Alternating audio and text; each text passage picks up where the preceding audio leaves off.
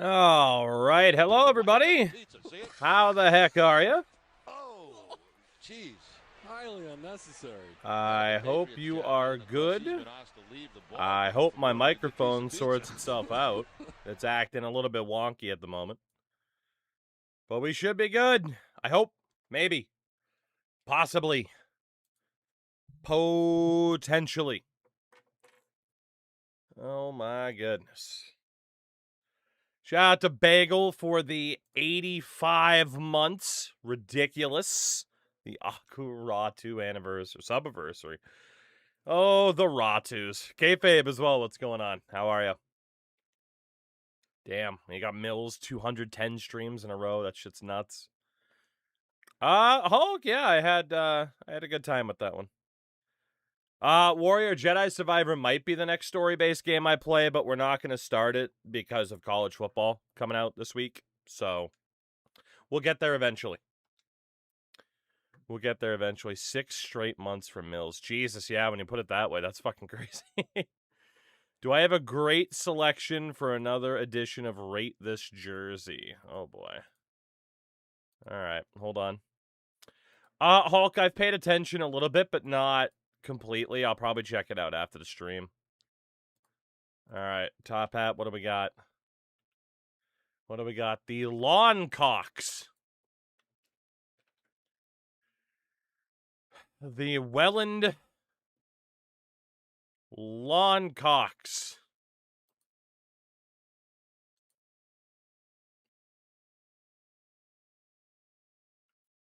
Early arrivers can get a voucher for a Lawn Cox trucker hat.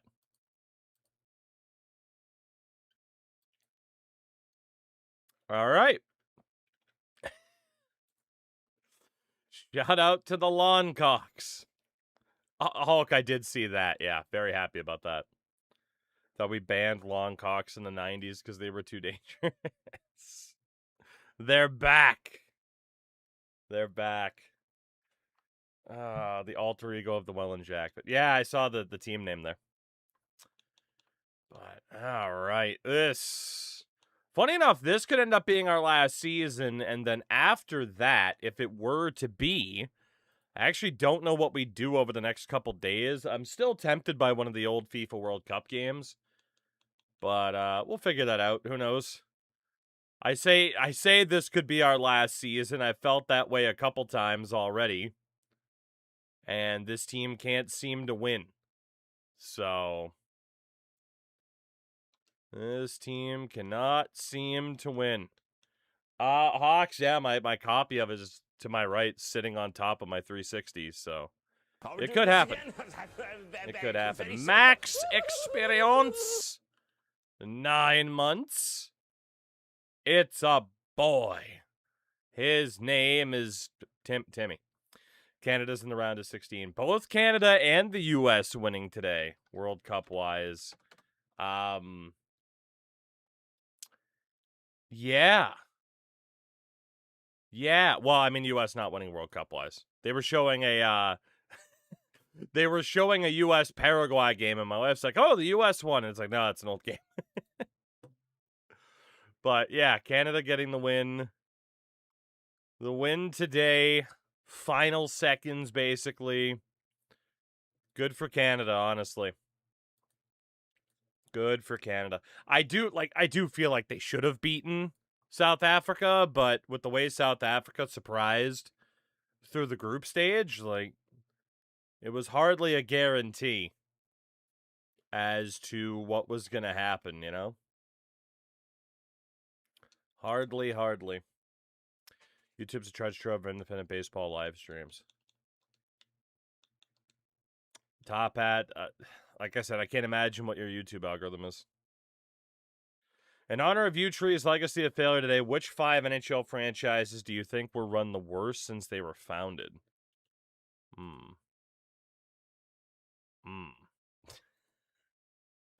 Cynical, that's insane.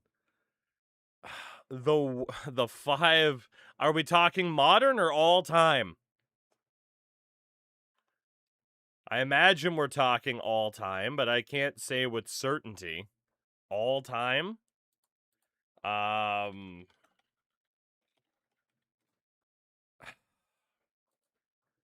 The worst run franchises all time. Top 5 worst run franchises all time. Okay. Well, here's the thing. Are we talking in general? Or are we talking specific era? Right? Because, it's like, are you asking for like, oh, the 2010s Ottawa Senate in general? Okay. The top 5 worst run franchise. I don't think you can put any modern franchises on the list. Right? Like, they're still there. I mean, yeah, you can sit there and say, like, I know you said, like, oh, Seattle's too early. Like, I know you can sit there and be like, oh, Vancouver's had a lot of downtime in their time as a franchise. Like, I think the true only modern team you could put on that list, right? All right, you know what? Screw it. Let's talk about it more in depth. Why not? I'm here for this. The question was, who are the top 5 worst run NHL franchises in honor of Utree's Vancouver Legacy of Failure video, right? So, for the most part, you can't really put a modern franchise there as a whole. You can talk about specific eras. The only 2 teams I think could be in the running, Seattle, but yeah, they're 5 years in. It's too early. And the other team, the only modern team I think is even in consideration is Columbus. And that might be cruel, but think about every other team in terms of playoff success or lack thereof, right? Like, the only team I think that can really be there is Columbus, because if you're talking about the teams that came into the league around the same time, you're looking at Nashville, you're looking at Minnesota. Minnesota has a conference finals appearance in their history. They have more playoff appearances in general. Nashville has made it to a Stanley Cup final. So I don't think any other team really compares to just like how tortured the Blue Jackets have been. But then all time, right? All time, obviously it's not going to be fair to be like, yes, the 6 games of the Montreal Wanderers, right? Like, you would be looking at teams that played a significant amount of seasons. And yes, the top of the list might actually have to be the Arizona Coyotes, unfortunately, because outside of the 90s, when they first got to Phoenix, it was just tumultuous season after tumultuous season. The North Stars, you could say the same. They made a Stanley Cup final, though. Hartford Whalers might be on that list, right? Hartford Whalers might be on that list. No real significant moments in their franchise's history. They had 8 playoff appearances in 18 seasons. Like, not ideal. I don't know if it's fair to look at like the Brooklyn Americans, which, as it mentions, financial problems, and they were affected by World War II. So I think when you're talking about the 5 worst, I mean, I guess you could throw Quebec into that mix. I feel like it would have to be more modern teams just because the league was so different, right? Is it fair to say the Montreal Maroons? No, because they won 2 cups, right? So for me, if I had to choose the 5 worst run teams in the history of the NHL, the only modern team is Columbus, if we're excusing Seattle. But I'm sorry, Columbus, what is it, 2? 3? I think it's 3 playoff appearances in 26 years with 1 series win, if I'm not mistaken. Pretty brutal. Coyotes have to be on that list, unfortunately, due to the unbelievable amount of issues that they had during their time. The Atlanta Thrashers have to be up there. They had one playoff appearance in their history, and they were swept. And of course, as mentioned, like they lost their arena and then were sold. Certainly has to be up there. I think you could make an argument in regards to the Atlanta Flames as well. They were only around for 8 years, but they made the playoffs 6 times. But, you know, got the Golden Seals up there, Colorado Rockies. I mean, my not so definitive 5. Columbus, Arizona, Atlanta. I don't think the Colorado Rockies were around for long enough, man. It was just 6 seasons. I mean, I guess by default you could say, like, oh, the Hamilton Tigers, 5 years, no playoffs. But, I don't know, that doesn't feel fair. It feels like an entirely different world. Even like, you certainly can't even say the original run of the Ottawa Senators because they had 4 titles. Even the modern Ottawa Senators have at least made a cup final. You know? The OG Jets had 11 playoff appearances.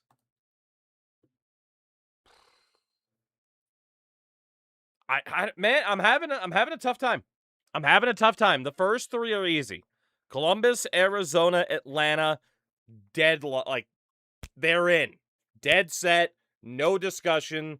5 worst run organizations in NHL history. Those 3 have to be on it. It's the other 2. And I feel like you'd probably need to do a little bit more research.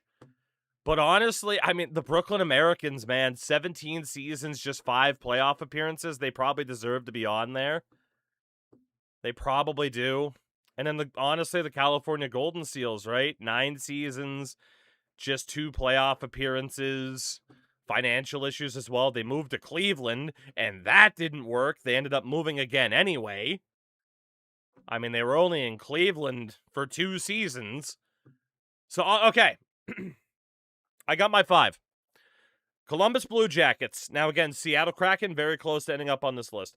Columbus Blue Jackets, Arizona Coyotes, Atlanta Thrashers, the California Golden Seals / Cleveland Barons, and the Brooklyn Americans. I'm intrigued to know what arguments people would make in favor of other teams and organizations, but I think those are my 5.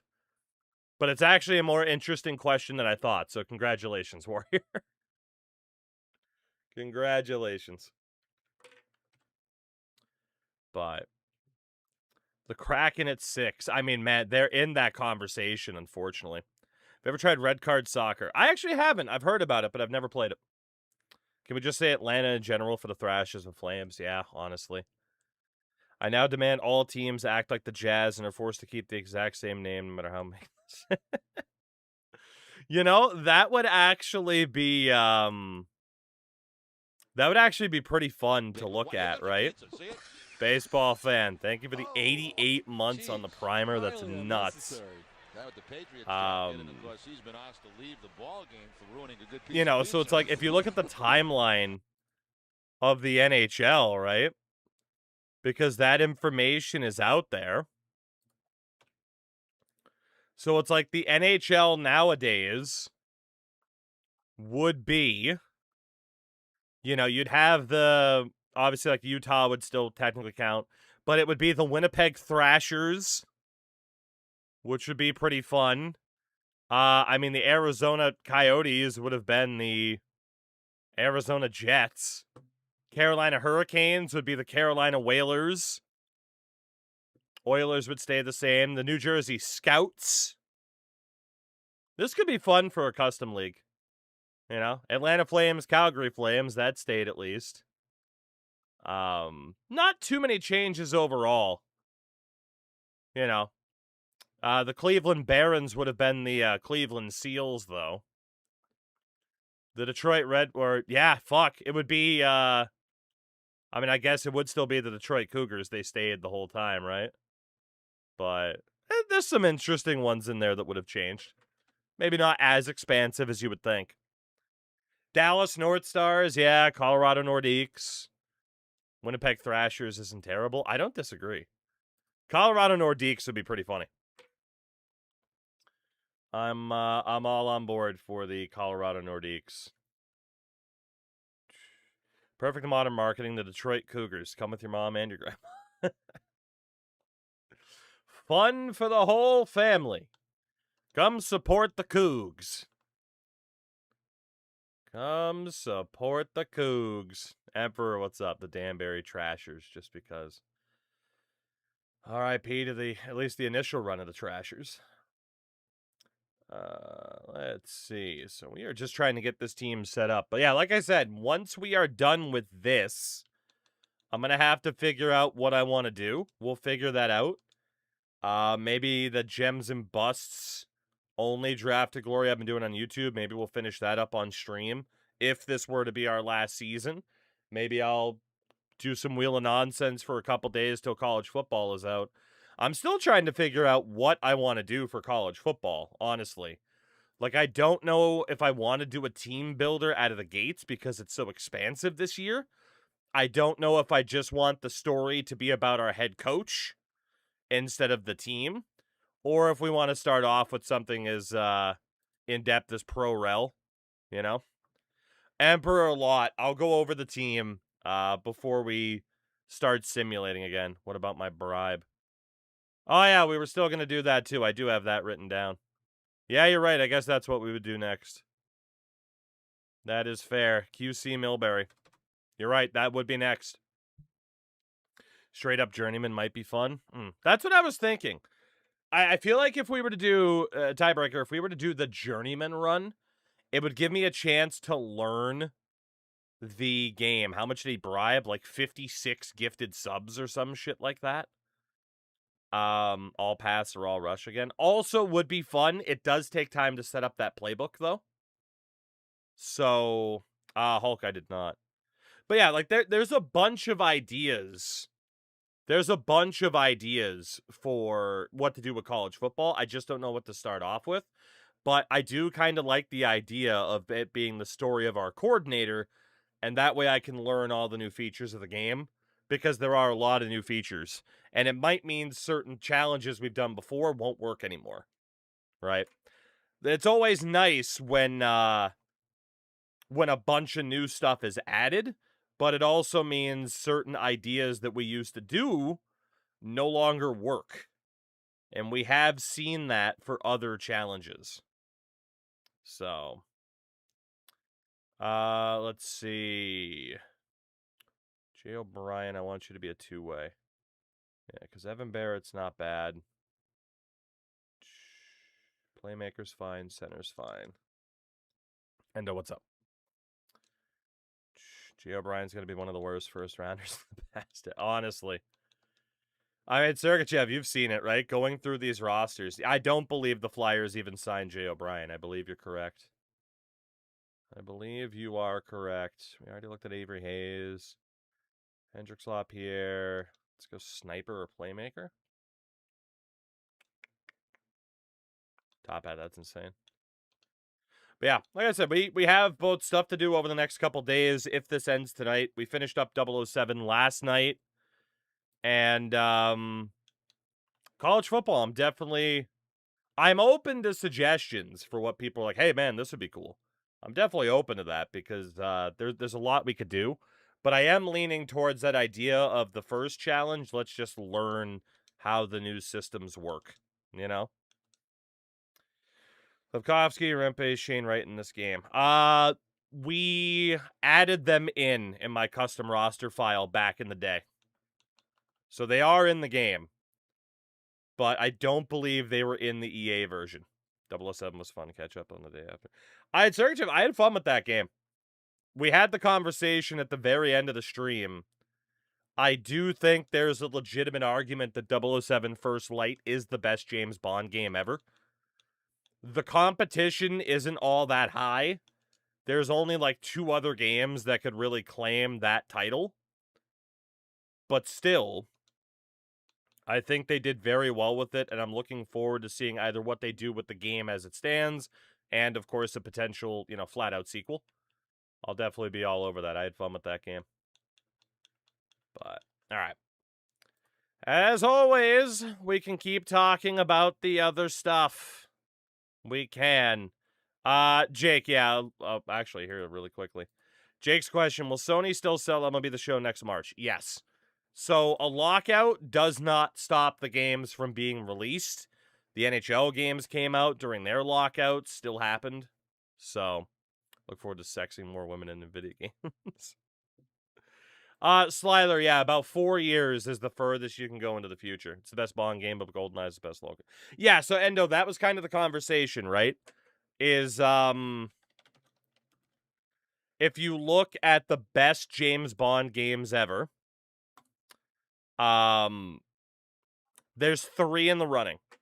There's Everything or Nothing, which came out in like 2003, 2004, and that was like kind of covering the Pierce Brosnan era games. But I wouldn't say that's the best one. It's between 007 First Light and GoldenEye. GoldenEye, though, I'm sorry. I still stand by it. GoldenEye has aged fucking terribly. It is an unbelievably important game in the history of video games. It has the legacy it has for a reason. I don't trust anybody who's like, yeah, no, it's so fun to hold an N64 controller and play GoldenEye in 2026. No, it isn't. The controls fucking suck. They were fine for the time, but they have rightfully evolved. So I still, I would say probably 007 First Light's the best Bond game. Would you recommend it to someone who hasn't gotten into James Bond? Yeah, it's a fun game. Meg, it's definitely a fun game. I mean, if you're not really a 007 fan, then probably wait until it's discounted. Hindsight, N64 controllers were horrible. Correct. They were horrible, but I love them to death. You probably mained Odd Job. I didn't, actually. I didn't. I normally picked, I think it was like Valentine. No, Endo, I have the answer. You're going to hate this. Whenever I played 007 multiplayer, I was Mishkin. The reason for that is my older cousins called him Mifkin. And because they were trying to get away with referring to the Nifkin. And I didn't know what that meant, but it sounded funny, so I always picked them and they would laugh. And I'm like, I'm making my cousins laugh. This is great. So thank you for unlocking that core memory that I've suppressed. Appreciate you. Fuck boy. Kana, thank you for the 80 in a row. Jesus Christ. Oh, God. So anyway, yeah, there'll be an MLB The Show because the lockout won't happen. Cynical, he wrestled as Uhaa Nation before he signed in WWE. But it is nice that he landed on his feet there. Are we going to play the Konami baseball game? I still plan on playing that. That comes out in the middle of July. So I'm excited for that. But it is true, it comes out at a tough time in between, college football and Madden. But I'll do what I can to play it, because I am excited for it. Fury, we do have the early access, yeah. With finishing 007, when you go back to TEW, maybe. The problem with TEW is when I play it, it's all I want to play. And again, Thursday is when college football drops, so I really wouldn't have that much time. I would probably just go back and do the local to global that we started and just continue that for a couple of days and then put it on the back burner again. But we'll see. We'll see. I'm also considering maybe some FIFA World Cup 2010. We'll see. Any idea what team you're rebuilding? No idea. No idea. Fury, for college football, we were talking about it.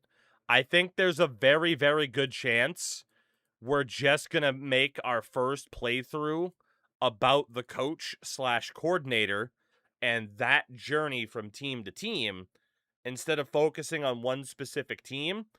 That way I can learn the new mechanics that they've added to Dynasty mode this year. And that way, too, we see if, like, oh, this challenge that we like to do, if that's possible, because that has happened before with other games where, oh, we like to do this challenge. Oh, we can't do that challenge anymore. You know, MLB, stuff like that. So, we'll figure it out. Nothing's set in stone yet. Nothing is set in stone yet, is what I will say.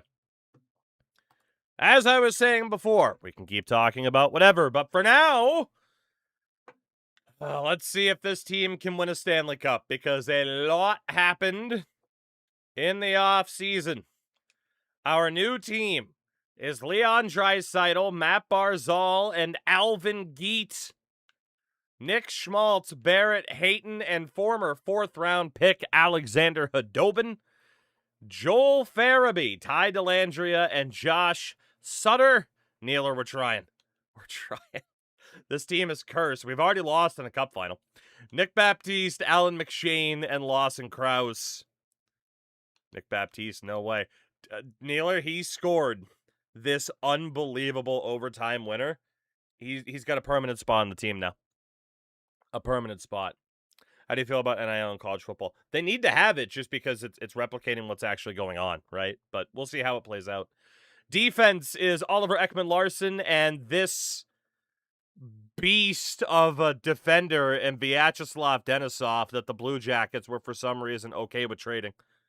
So, I shit on him in ball hockey. Now, would he say the same thing? We have Ty Smith and Ryan Merkley on defense, and then Robin Salo with Victor Soderstrom. Warrior, you'd probably have to VOD hunt for it. Goaltenders, Yaroslav Askarov and Hunter Jones. And then we got Logan Stanley, Connor Garland, and Evan Cormier as the insurance.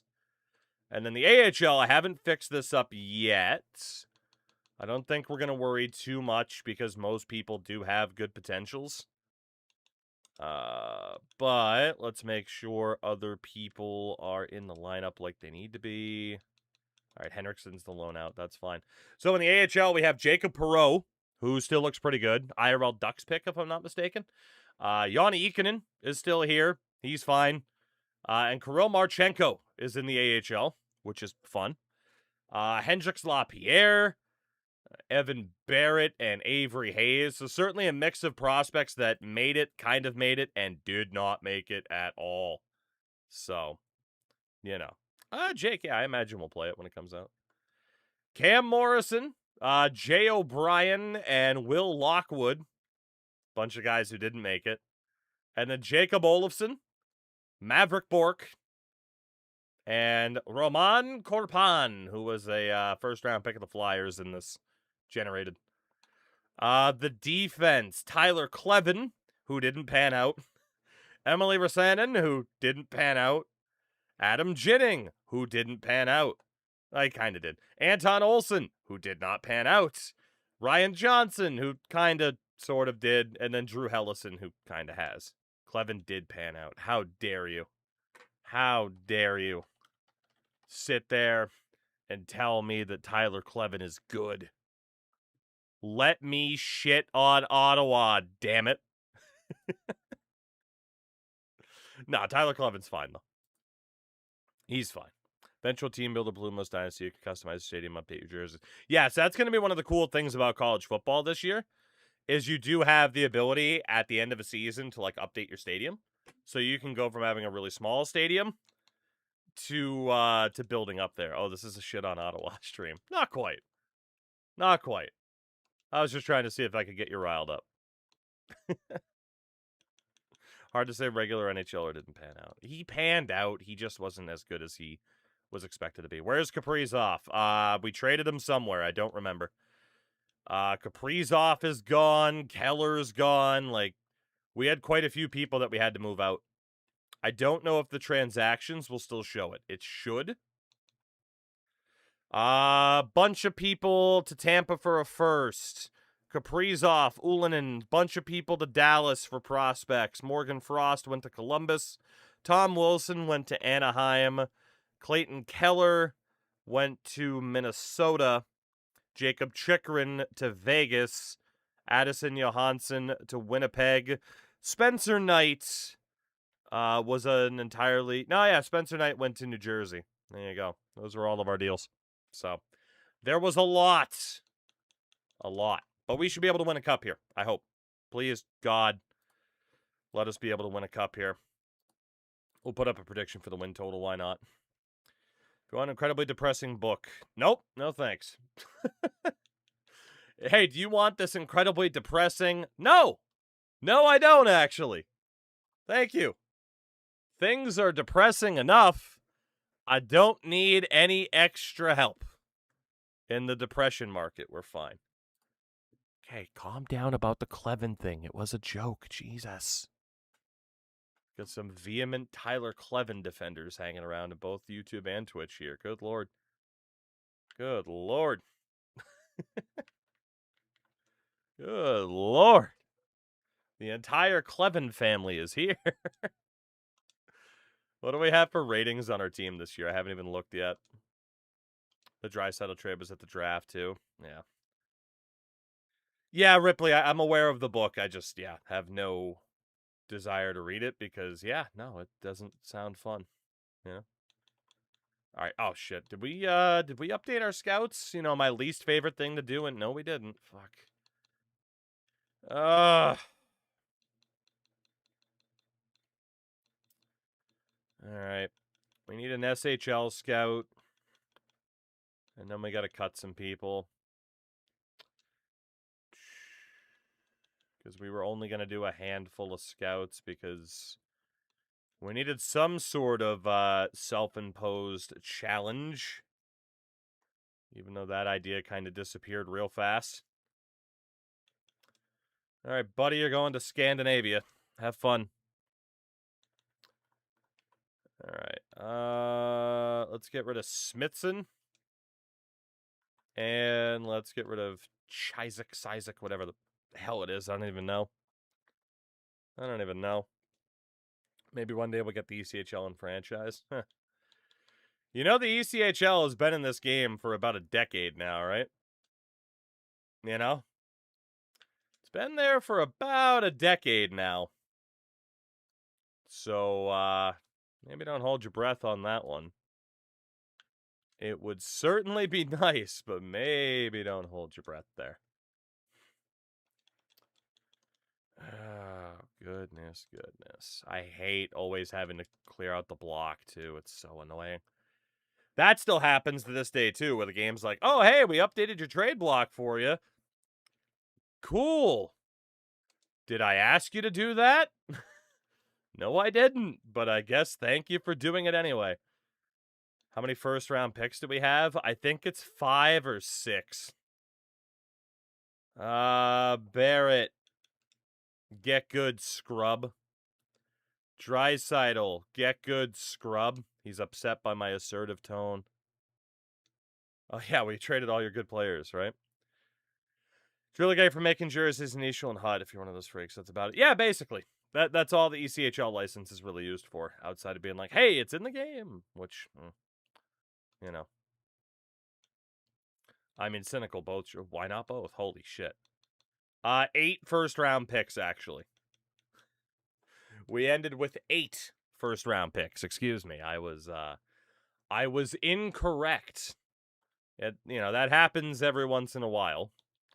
Not often, but it happens every once in a while, you know? Not enough. None of them will be top 10. Probably not. Knowing our luck, probably not. Cynical, that's fair. I don't know if that was the question, but that's fair. What are you talking about? Everybody plays season mode. People love season mode.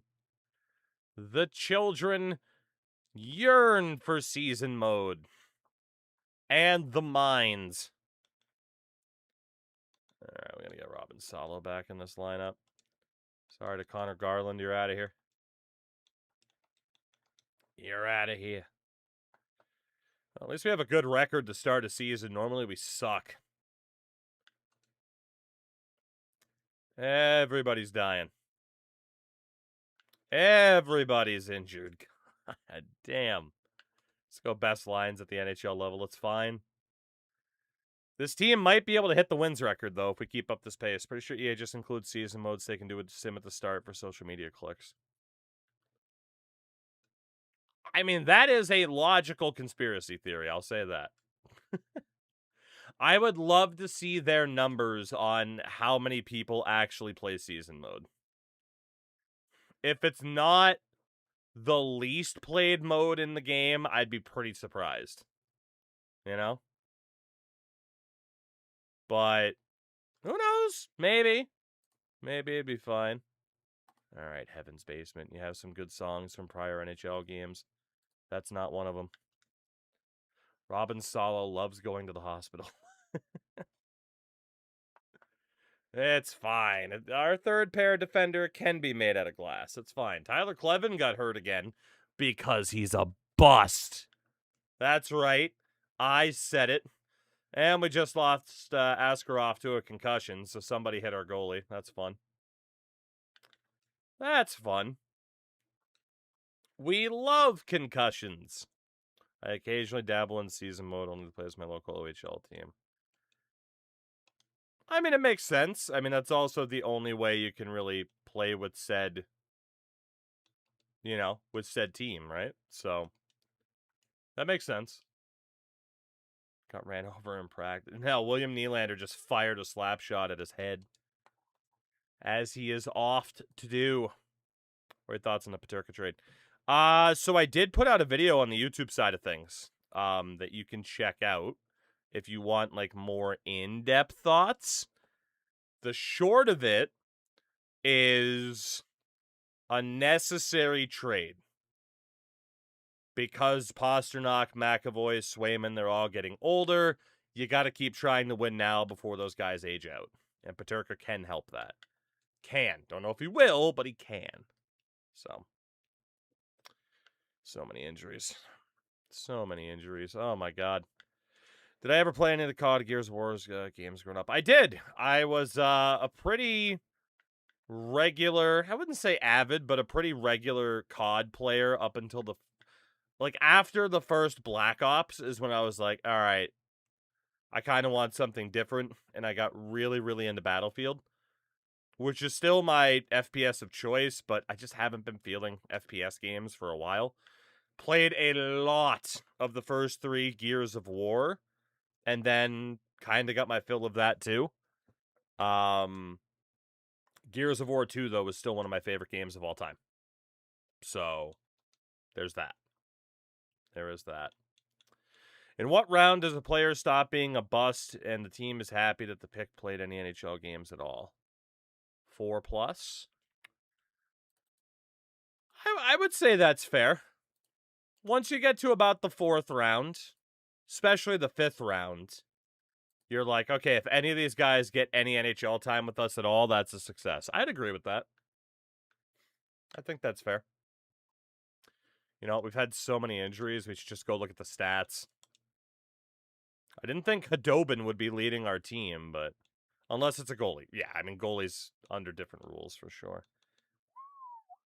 I mean, all 5 of these guys have at least 21 goals, but Draisaitl not leading the team in goals is something I'm pretty surprised by. Honestly, Alvin Geet, 93 overall, 38 points is awful. Damn. Connor Garland's had to play 24 games already due to injury. OEL is still our top point-producing defender. Okay. Logan Stanley's had to play 25 games due to injury. Goddamn. Goaltending hasn't been awful, but it hasn't been great either. 909 for Askarov. It could certainly be better. But I don't think we have much to change unless it's a matter of keeping people happy. So, let's see. Let's see. All right, so goalies were fine. Nobody... Clevin's almost ready to step up. We should be fine, though. Nobody ready to step up. Looks like we're good to just stay the course. Unless there's a top-notch prospect available. And shout out to that New Jersey draft pick. Shout out to the Vegas draft pick. We're looking good. We are looking very, very good. Matthew Tkachuk. Remember when we tried to trade for Tkachuk once upon a time? I don't think I'd trade for him now. We have Draisaitl in that spot. It would have to be Barzal or Draisaitl for Tkachuk. Although sending Leon to Calgary would be pretty satisfying. Kane's still looking really good. Any other, like, super high-quality dudes? Detroit's not trying to trade Larkin anymore. Philip Forsberg ended up in L.A. Ryan Ellis, Butcher and Connor. Man, Will Butcher. What could have been? Nolan Patrick has been on the block for like 3 seasons. Sorry, Nolan, I can't save you. Timo Meier, another great player, but who would we get rid of to make room for him, you know? All right, we're good. We're good. We're just going to run it. And hope that this team has what it takes, because they should. They should. Don't know if they will. My thoughts on Jake, I got nothing really. No thoughts. Trade Geet for a score. Very tough to give up on a franchise level player this early though, you know? I don't think we can give up on him. He'll figure it out. All right, yeah, we gotta sub some people back in here. Curse of best lines. I imagine the defense is fine. Also, the AHL, it probably means, yeah, Staylock's been playing quite a bit.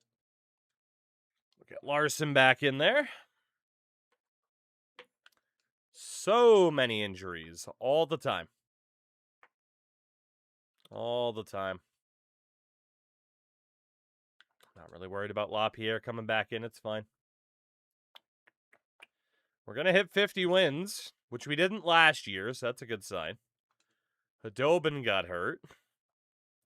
I thought we had a chance to hit 60, but the pace really fell off. Pace really, really fell off. At least Dobby's back. Sandin hurt down in the AHL. Tucson's not good either, man. They're not going to make the playoffs, but 54 wins for the Coyotes. A President's Trophy to show for it on 113 points. Not bad. NHL 19 has the cleanest looking font style. It's definitely different. I don't hate it. How on earth is Tucson bad? I have no idea. Shout out to the Golden Knights pick. The Devils turned it around in the back half of the season, though. Damn. Damn. How do we do? So point production-wise, we don't have that one guy who is insane in terms of scoring, but we had 5 dudes on at least 25 goals. And Geet had 51 points this year. So not bad. Not bad. Nick Baptiste, 15 points. So, I mean, Connor Garland definitely would have outscored him, but that's not why Baptiste is in the lineup. Another good season for OEL. Ty Smith, Denisov, Merkley looking good. I mean, we should be fine. Askarov finished way ahead of Jones by save percentage at the end of the season. So he's our guy. Leading scorer was Evgeny Malkin. 101 points. Then you had Ovechkin, Jake Gensel, Jakub Vrana, Evgeny Kuznetsov, Giroux, Crosby, Voracek, and Kirill Kaprizov was a point per game in Dallas. Might have made the wrong choice there. Unfortunately. Ovi led the league in goals. Malkin, Matthews, Holtz, Kaprizov, Sagan, Voracek, Stamkos, and Kessler will be getting closer to the Cup. I mean, we did lose in the Cup final to Pittsburgh in 6 games, so. Cale Makar led all defensive players in points. Then you had Gostisbehere, Hedman, Krug, Scott Perunovich. He had so much hype coming out of college, but he's no Tyler Clevin, am I right? 26 goals for Makar. Fox was up there too. Winningest goaltender, Robin Lehner in Washington. Freddie Anderson still in Toronto.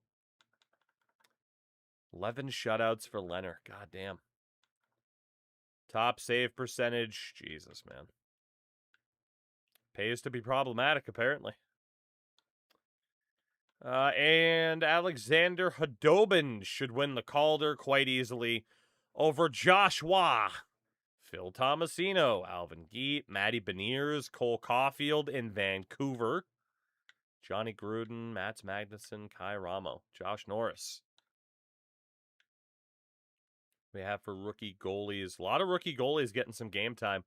Skarov, Kachetkov, Tyler Parsons, Eustace.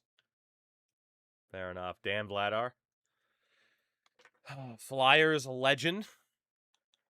Flyers legend. But, all right. The question is, who's it going to be? In round one, and the answer is Nashville. Nashville. Shout out to Diamond. 155 streams in a row is crazy. The fact there's people with more than that is also crazy. Are we fully healthy right now? We are. Perfect. Cool. Cool. We'll just go best lines in the AHL. Their season's basically over anyway. So what do the Preds in the community look like? Ellie Tolvanen, Matt Duchene, and Craig Smith. Brock McGinn, Ryan Johansson, and Mikhail Granlund. Brendan Lemieux, Kyle Turris, and Austin Watson. Chandler Stevenson, Colton Sissons, and Artem Anisimov. Okay. I can see how they made the playoffs, but man, we should beat them. Roman Josi, Dante Fabro, Ryan Ellis, Matthias Ekholm, David Farrance, and Frederick Allard. Kyle Turris fell off the cliffiest of cliffs. Not wrong. If we don't win this series, something alcoholic is going into this bottle. Oh, man. Jack LaFontaine and Connor Ingram. Okay, they do have injuries to Jussi Saros and Victor Arvidsson. Ryan Strome and Boone Nieves are scratches. Okay. So they do have injuries, at least. They're not as bad as they appear. They're still not as good as we are on paper. Saros and Arvidsson will not be in this series. That's almost a default Nashville team. It's pretty close. Let the journey begin. Are we due for a cup? Is McDavid dead? No, he just didn't sim well in these games for whatever reason. For whatever reason, just didn't sim well. Game number 1 is a 5-3 win. Hello, Crashy. Not a bad start. Game number 2 is a 2-1 win in overtime. Game 3 is a 4-0 win. And Game 4, we have swept the Nashville Preds in the community. Mills, I don't know. Final, I'm keeping an eye on it, but I'm not glued to it. Because it also goes, it's a long show. Oh, let's see, man. Khudobin, Draisaitl, Hayton, Schmaltz, Merkley, and Smith. All at least a point per game. Which is kind of nuts. We had quite a few guys who went without scoring a single point. 956 save percentage for Askarov. Not bad. Nice to see a President's Trophy winning team pull off a sweep in the first round. It's pretty good. You don't see it too often. Just go best lines in the AHL because they have nothing to worry about. And in round number 2, Derek Jeter. It's the Anaheim Ducks. Okay, interesting team. Daniel Sprong, William Karlsson, and Troy Terry. Andre Kasha, Sam Steele, and Max Comtois. Nick Ritchie, Adam Henrique, and Max Jones. Dominic Bach, Chase DeLeo, and Charles Houdon. Their defense, Josh Mahora and Dmitry Orlov, Jacob Larson and Cam Fowler, Brendan Gooley, and Nikita Okotyuk. Goaltender, John Gibson, with Lukas Dostal. Injuries to Tom Wilson and Corey Crawford, Matt Calvert, and Jake Silverberg. Healthy scratch. I was going to say, where was Tom Wilson? They didn't flip him. He is injured. Fair enough. Why am I going that way? Both are out for this series. Cool. Will it be another demolition? Game 1, we win 2-0. Game 2, Victor Soderstrom gets hurt. We win 5-1. Game 3, we win 3-1. And Game 4, we finally lose for the first time this postseason. Almost made it to the conference final with back-to-back sweeps. Eat your heart out, Carolina. What about Game 5? Farabee, what's up? Shut up. Alvin Geet. Everyone goes through rocky patches, Alvin. You'll be fine. And there we go. We have knocked out Anaheim in 5 games. We're going back to the conference final for the 4th time already, I think. Hadobin, Draisaitl, Hayton, all at least a point per game. Definitely need a bit more out of the likes of Geet and Barzal, but, you know, every forward's recorded at least a point. Every defender has recorded at least a point, including Logan Stanley. Be interesting to see if the other team reports injuries in the same manner without adjusting lines. You know? Who's to say? Geet's a fraud. Be nice. It's his rookie year. Man, Askarov is crushing it. Like the pop-up? I mean, I know what you mean, but I don't know how to respond. So I'll move ahead and say it's the battle of old versus new. Winnipeg versus Arizona. Crash, I don't know what that is. Winnipeg versus Arizona. Winner goes to the Stanley Cup Final. The Doan Bowl. Okay.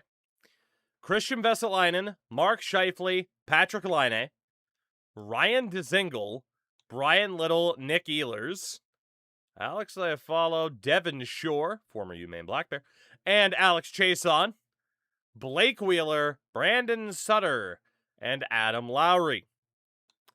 The defense is Josh Morrissey and Neil Pionk, Kalen Addison, one of our former players, and Philip Johansson, another one of our former players.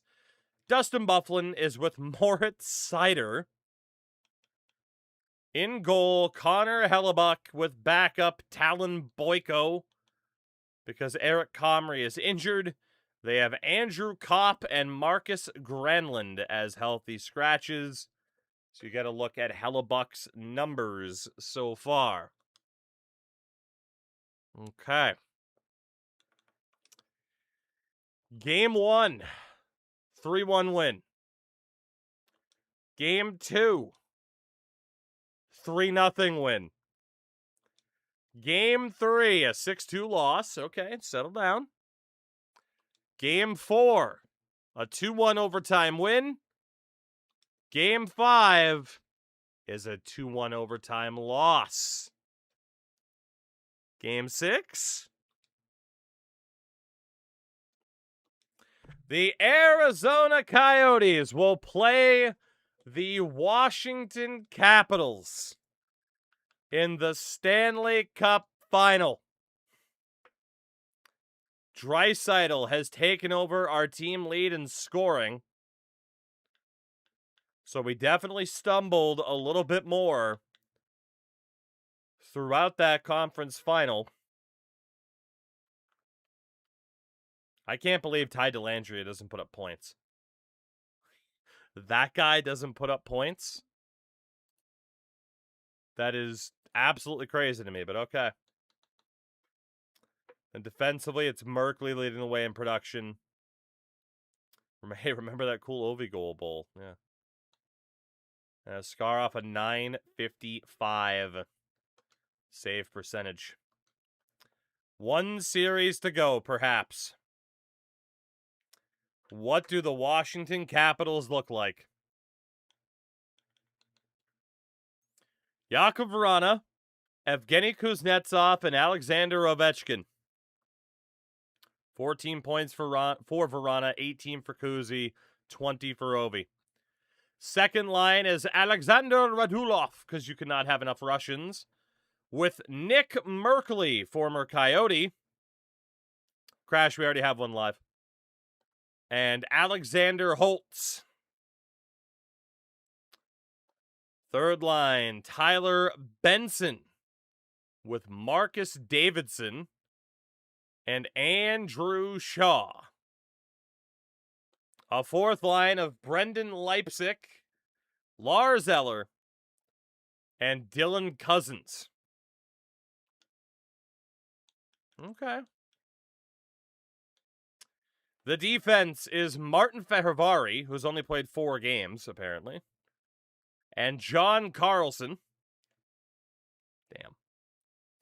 Jake Muzzin, alongside Noah Juleson, so they certainly aren't getting much point production out of their defense, aside from John Carlson. And a third pair of Alex Goligoski, holy shit, we really did build this team, and Lucas Johansson, who has yet to play in the playoffs. So they have injuries. Goaltender Robin Lehner, with backup Ilya Samsonov. The injury is to Christian Juice. Healthy scratches of Eric Stahl, Zach Hyman, and Antoine Marand. That top line's scary. Is this the Coyotes' year? Game 1, 4-1 Washington. Game 2, 4-3 Washington.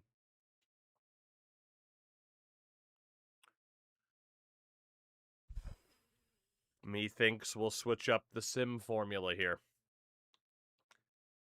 This is a must-win Game 3. First period is goalless. Second period, we're down 2-0. Dylan Cousins and Alexander Ovechkin.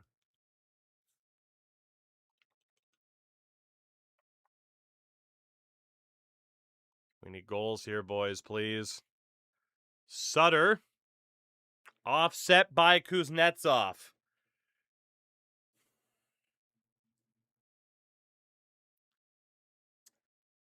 The Capitals are going to take a 3-0 series lead in the Stanley Cup final.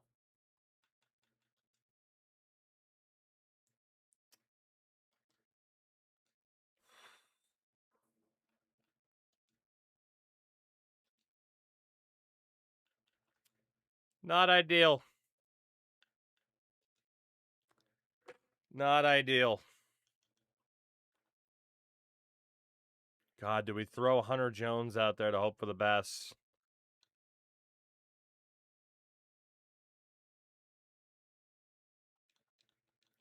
Smith, Denisov, OEL, Soderstrom, Salo, and Merkley. Good to see a President Trophy get a sweep in the first round. Well, that was the first round, brother. Finals is different. At least we made it here.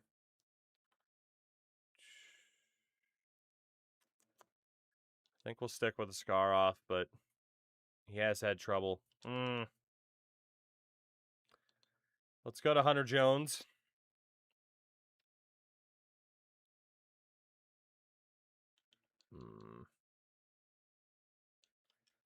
We'll swap McShane and Delandria. Barzal and Hayton. Just to try something different. We need to reverse sweep the Capitals in the Stanley Cup Final. It's Game 4. First period, 1-0 Washington, Brendan Leipsic. Fuck. Second period, good lord, it's 4-2. Our goals from McShane and Sutter. We lost to Pittsburgh in the Cup Final. And it certainly looks like we're going to lose to Washington.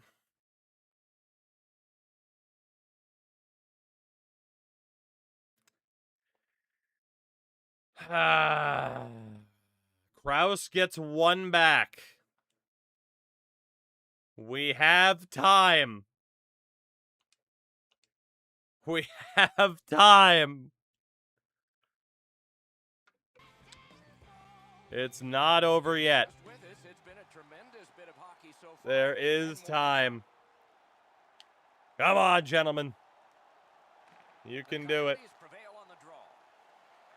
Merkley for Ty Delandria.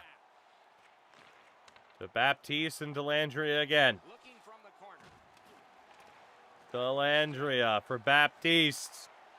Merkley just tried to keep it in. Salo fires wide, loose puck. Goligoski's the one to it. 90 seconds just about. Verana to Radulov, back to Verana. Kuznetsov loses it. Krause bumped off by Ovechkin. Radulov to Kuznetsov. They're killing us. Kuzi to Goligoski, who we cap-dumped to Washington a couple years ago. We can't get the puck. There we go.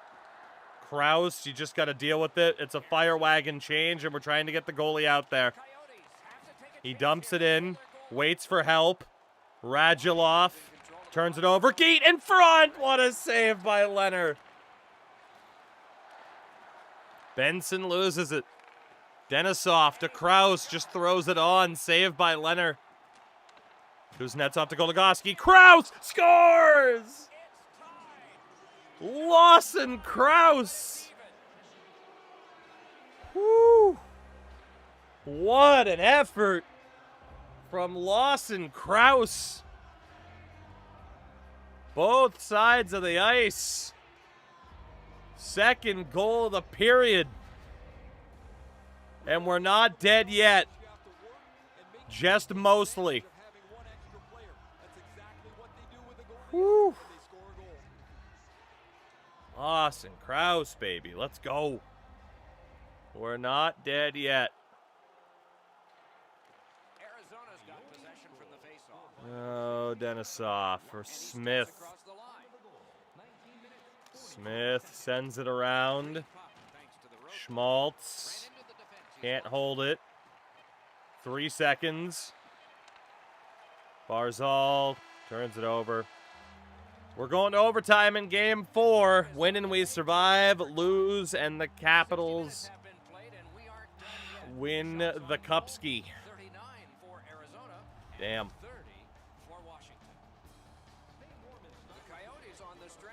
Lawson Krause is the one to say no.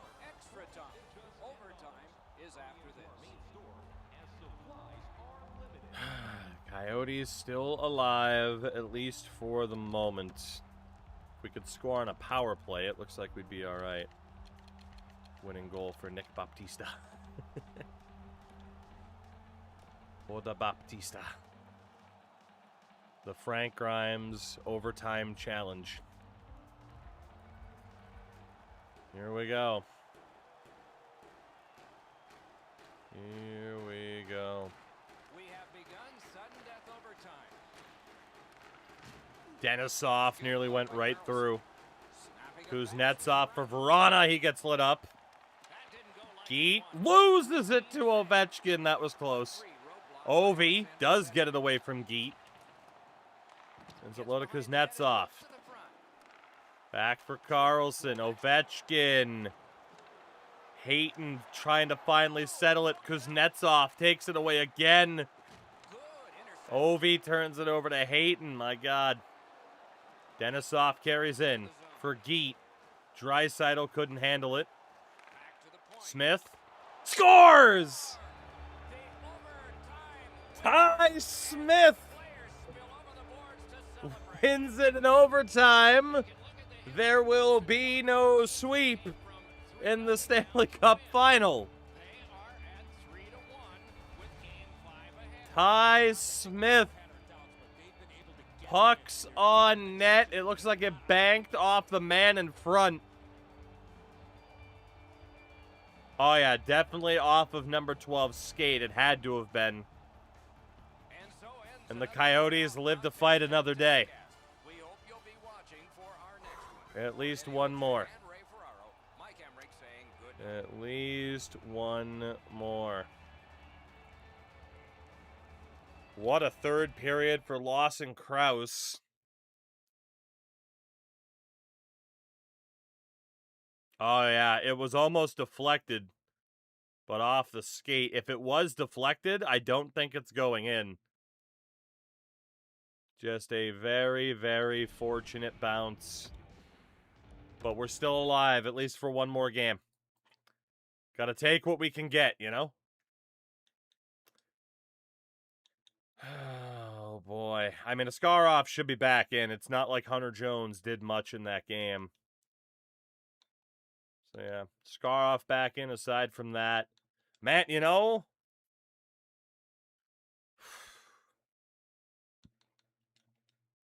This is going to be crazy. Let's ride the hot hand, baby. Lawson Krause, get up there. We need you. We'll go Krause, Hayton, Schmaltz, Draisaitl, Barzal, Geet, Hadobin, McShane, and Sutter. We go with the hot hand of Lawson Krause, at least for now. Game 5. First period, 1-0 Caps, Ovechkin.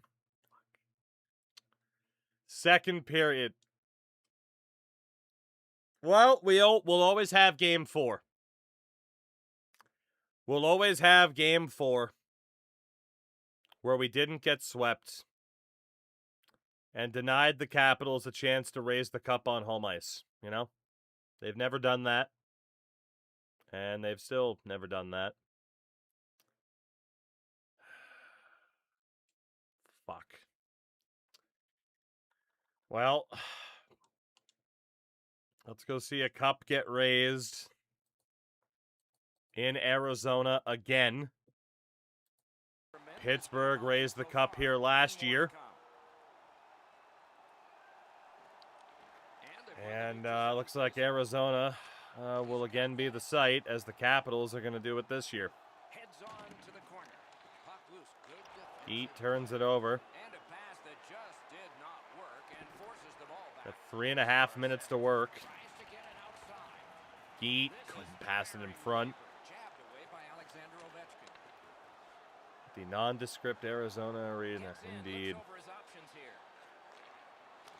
Pretty sure, though, the modern game can say Crypto.com arena, but they couldn't say Gila River arena. Because the kids might be influenced. Pull goalie. Ah, yes, I have so much time to pull the goalie while we have the puck. And when we were in the offensive zone for 3 seconds before losing it. Smart recovery by Ovechkin. A long game, and the clock bleeds down to the final minute of regulation.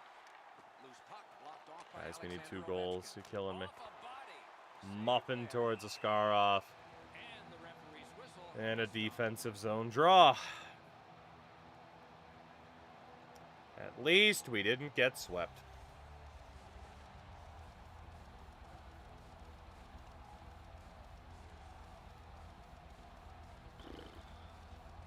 All right. Well, at least we tried. They win the draw. Now can they get it out? Skarov's fault. I mean, we did have trouble shutting them down, that's for sure. He's got it. McShane. Chance there, but the pass fails. We can't even get into their zone right now. Crosses that line. Sutter The Coyotes for take OEL it towards back. goal. He's It's at the bench. blocked. Tripped up on the play, and there will be a And we took a penalty. whistle is blown. That's and the it. guilty party heads off the ice. Capitals are about to win the Stanley Cup. Washington's power 2 play years has in a been row, the strong cup has been after awarded that at our difference. home arena. Let's see if they can make it Once to twice Sidney on this Crosby bout. and now to Alex Ovechkin and company. Merkley for Draisaitl. The Coyotes go for Draisaitl both to their Dellandrea. Draisaitl the rebound. Somehow didn't score. What a dream realized for so many of these athletes and all their fans. Score! The hat trick. It's not really loud in here, but they don't expect that.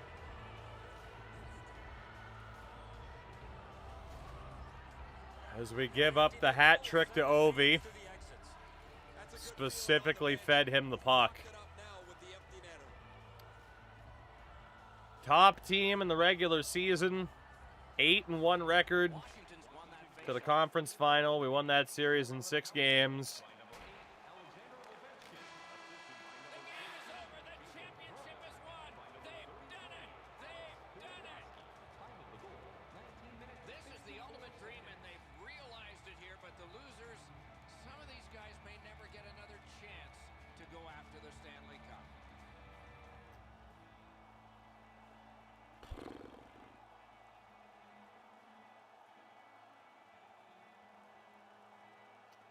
This franchise might be cursed, honestly. This franchise might, in fact, be cursed.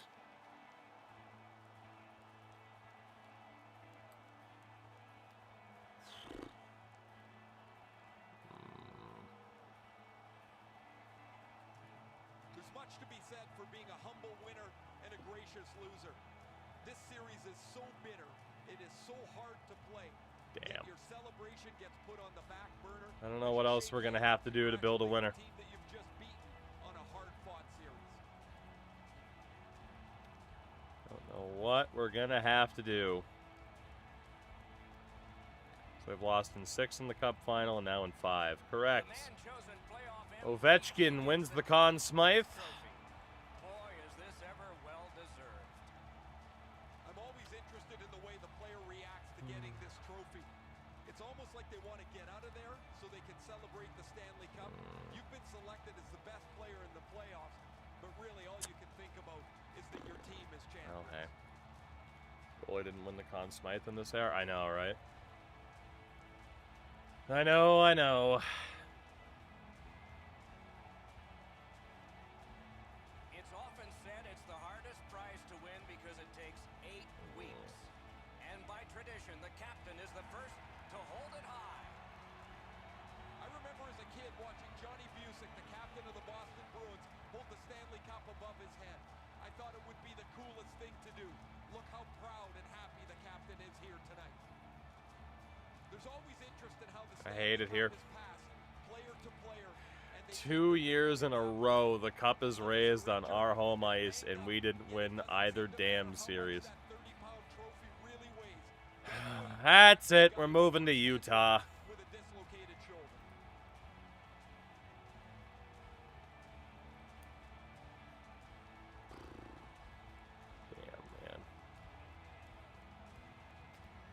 Damn, man. Damn.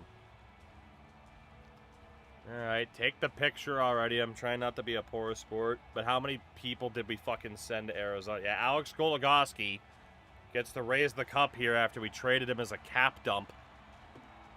And now the Caps dump all over us. At definitely not Gila River Arena.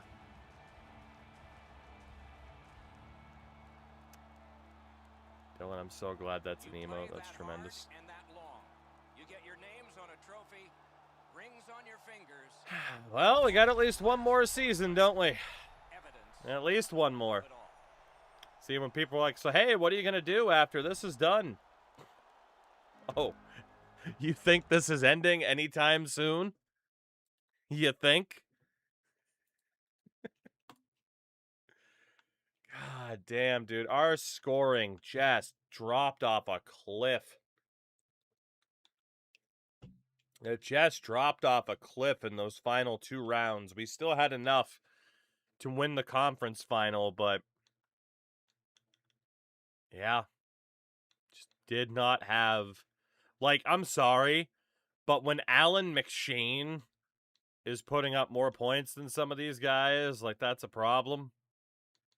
You know? God damn. Okay, but here comes a pizza. See it? And here comes the pizza. Jeez. Highly unnecessary. That with the Patriots, Jack. How did and we of course, lose he's the been cup? asked to leave the ball game for ruining a good piece of pizza. How did we lose this? Billy, thank you for the 29 on the primer. Welcome back. By not winning 16 games. Thanks, Copernicus. Look at you being so fucking smart. Why don't you navigate your way right out of this goddamn chat, bitch? At least you have 8 first-round picks, I guess. The Providence Bruins have won the Calder Cup.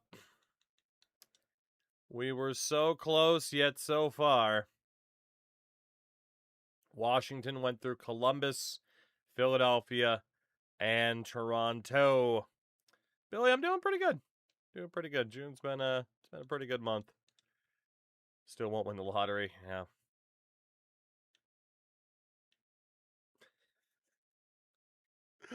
Two Campbells. No cups. He lost more games in the finals than all the other rounds combined. Oh my god, you guys are so good with the fun facts. Thank you. Malkin won the Art Ross again. He also won the Hart. Cale Makar wins his first Norris. Calder went to Hedobin after all. Ovechkin won the Conn Smythe, as we know. This douche won the Vezina. Selke again goes to O'Reilly. Ted Lindsay Award to Malkin. Rocket Richard to Ovechkin. The AHL, Joachim Kamel scored the most points. He was also league MVP. Dude named Lilia was the top goal scorer. Kamel was the top rookie. I think it's Askari Laaksonen, if not mistaken, top defender. Kevin Lankinen, top goaltender. And Jeremy Swayman, playoff MVP. All right. No player development for Geet at all. But Hayes, Askarov, Johnson, Soderstrom. A lot of improvement for the prospects we already have there. Out of nowhere, Tyler Setaguchi. Who the hell even are you? Christ, he's up to an 80, though. Okay. I don't even know who the hell that is. When did we get that guy? We have some great lottery odds. I don't know who was even in this draft. It's all generated at this point. We will have the 8th pick, the 11th pick, and the 14th pick. Certainly no crazy lottery odds. Shocker. My God, there's another Geet. This might not be the craziest draft either. It might be worth trading up. Player retirements. Patty Marlowe, Eric Stahl, Patrice Bergeron, Jeff Carter, Vanek, Letang, Niskanen. Oh, good. Hjalmarsson was on that team, too. And a goal, Jimmy Howard. Damn. Nick Holden becomes a scout. And we go to this draft. I have no game plan for this at all, because if there was ever a draft you would think we wouldn't have had to worry about, it was this one. Yet here we are. I don't imagine anyone's going to want to trade one of their top 5 picks. So they're all going to be very expensive. Again, I always feel the need to remind people this was before the era where the little green indicator would be there if a team was willing to trade the pick. That is why we now have that green indicator, because I threatened to jump off a bridge if they didn't add something like that. All right. Well, as per usual with the trades, it's going to come down to whether or not other teams have any assets available that we might want to get. Otherwise, the team just stays the same. And we'll do what we can with the draft picks. But like Mercer, Kincaid, Bobrovsky. I mean, our lowest value dudes are like high sixes, like Salo, who couldn't stay healthy. Yeah, I mean, he's literally, for skaters matching block, he's the lowest value dude. We have a couple other, like, tack-ons and stuff like that. Nothing too crazy. Might be able to pair some of the high nines together for some medium sixes. That's about it. That's about it. We'll double check in a minute. There's a high 6 in Borgstrom, but he's already 25. Drew Doughty's out there. Roman Yossi's out there. I don't really know. I mean, we'd probably have to trade like OEL for Yossi, Nolan Patrick is still out there. Yeah, no medium elites out there right now. We'll just make our picks and do what we can. We have 8 first-round picks, so there's going to be a lot of them. And we have the 8th overall pick. Anybody with crazy ratings? Maybe Gary Ebbett. Okay, so Kate. Oh, good. Good! Ah, yes, we love drafting Cademans. Andre Krashasek looks pretty good. Gage Barker could be pretty good. Reichel. Anybody else with crazy high stats? Chuck Andreoff a bit later on. That's a throwback. This was definitely the era of some Cademan disgust. Couple of goalies who could be pretty good this year. Quite a few of them, actually. And then aside from that, what do we have for confirmed value? Couple of medium elites, quite a few guys who are very close to medium elite. And quite a few confirmed low elites. Actually, those 3 out of 4 medium elites, let's just pin them as well. And we'll do what we can here. Medium 6s, I'm not as worried about unless their overall's higher up like Krotchasek's was. And no high starter or anything. Okay, well, who's next on the board then? It would be Cademan Versey. Come on down, Cademan of the Prince George Cougars. 77 overall, medium top 4. It's not bad. Had over 50 points as a defenseman in junior. All right. After that, Antila, Ebbett. All right, Versey was definitely the right pick. Next, we'll go for Andre Krashasek. 74, medium 6. Not bad. We're doing okay. Tamura, Knight. I mean, we're definitely making the right choices, right? Again, the AI is never smart enough to know who's actually out there. Gage Barker. You wouldn't think this guy would be sick, but he might be. 76 medium 4. We're getting some pretty valuable picks here. Reichel was also pretty decent, but we've made the right pick every time. What about Mitchell Mara from Red Deer? 64 medium 6, okay. How many lower picks do we even have? It was like all first rounders this year. Oh, we have a ton of seconds, a 5th and 2 7ths. Okay. Cool. Well, next up, we will go for Chuck Andreoff. I'm just trying Shout to to walk Ben this Jammin. Thank you for the follow. Welcome in. 71 low elite for Andreoff. Not bad. Not bad. We'll also go for Bradley Langfield from the Fishtown Penguins. Okay. We're in our low elite era. We're not even done with first round picks. Oh my god. Oh my god. What's the threshold for picks? We're pretty close to it, but I don't believe we're over. Famous last words. Norwegian goalie Craig Crane. 63 medium elite. I think it was like 25 picks or so that was the limit in this era. Let's also go for the other goalie, Stuart Schofield. High fringe. Okay.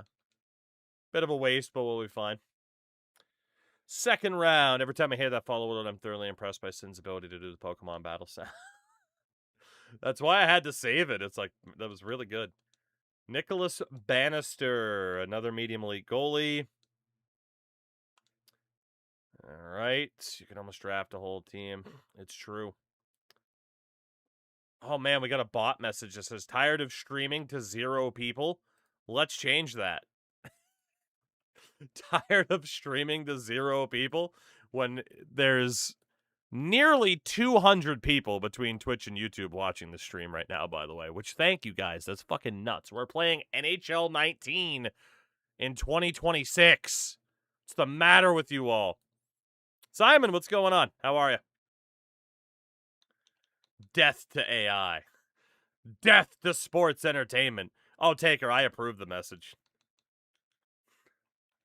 This is before the bug where Anaheim would get every pick and then the game shits itself. I don't know if I ever saw that. We're all figments of your imagination. That's true. Another medium elite goalie in Schaefer. AI slop. Let's see. Do we have anybody else coming up here? We'll go for Colin Hadar, a defender. 54 medium elite. Again, streamer, why do you have so many weird series where there's so many weird rules? This is why. Let's take low elite Leo Reeson. NHL 19, so hot right now. And we wouldn't have been playing this if there wasn't that channel point cash in from Bagel for specifically this franchise. Ahmad Day. Another medium elite. Jesus Christ, man. We go... Yeah, rebuilding Hockey Town is why you're not wrong. What about Corbin Hemingway? Another low elite. 7th round. Ronald Generous. Another low elite. And our final pick of this draft.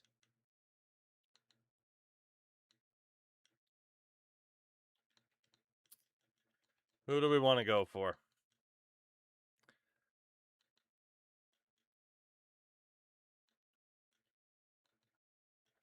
Let's go for Pascal Dupont. Medium fringe. Not bad. I mean, a crazy draft for us, right? We knew it was coming. That was ridiculous. Question will be now, how's it going to affect the team? Because of the crazy amount of player development. So Evan Cormier can go. Alex Stalock can go. We'll hold on to Surrey. Probably have to trade him soon. NHL 19 was my first next-gen NHL. Put on PS4, I actually enjoyed it back then where I didn't know all the problems franchise had. Yeah, I apologize for that, by the way. Not saying that's exclusively me.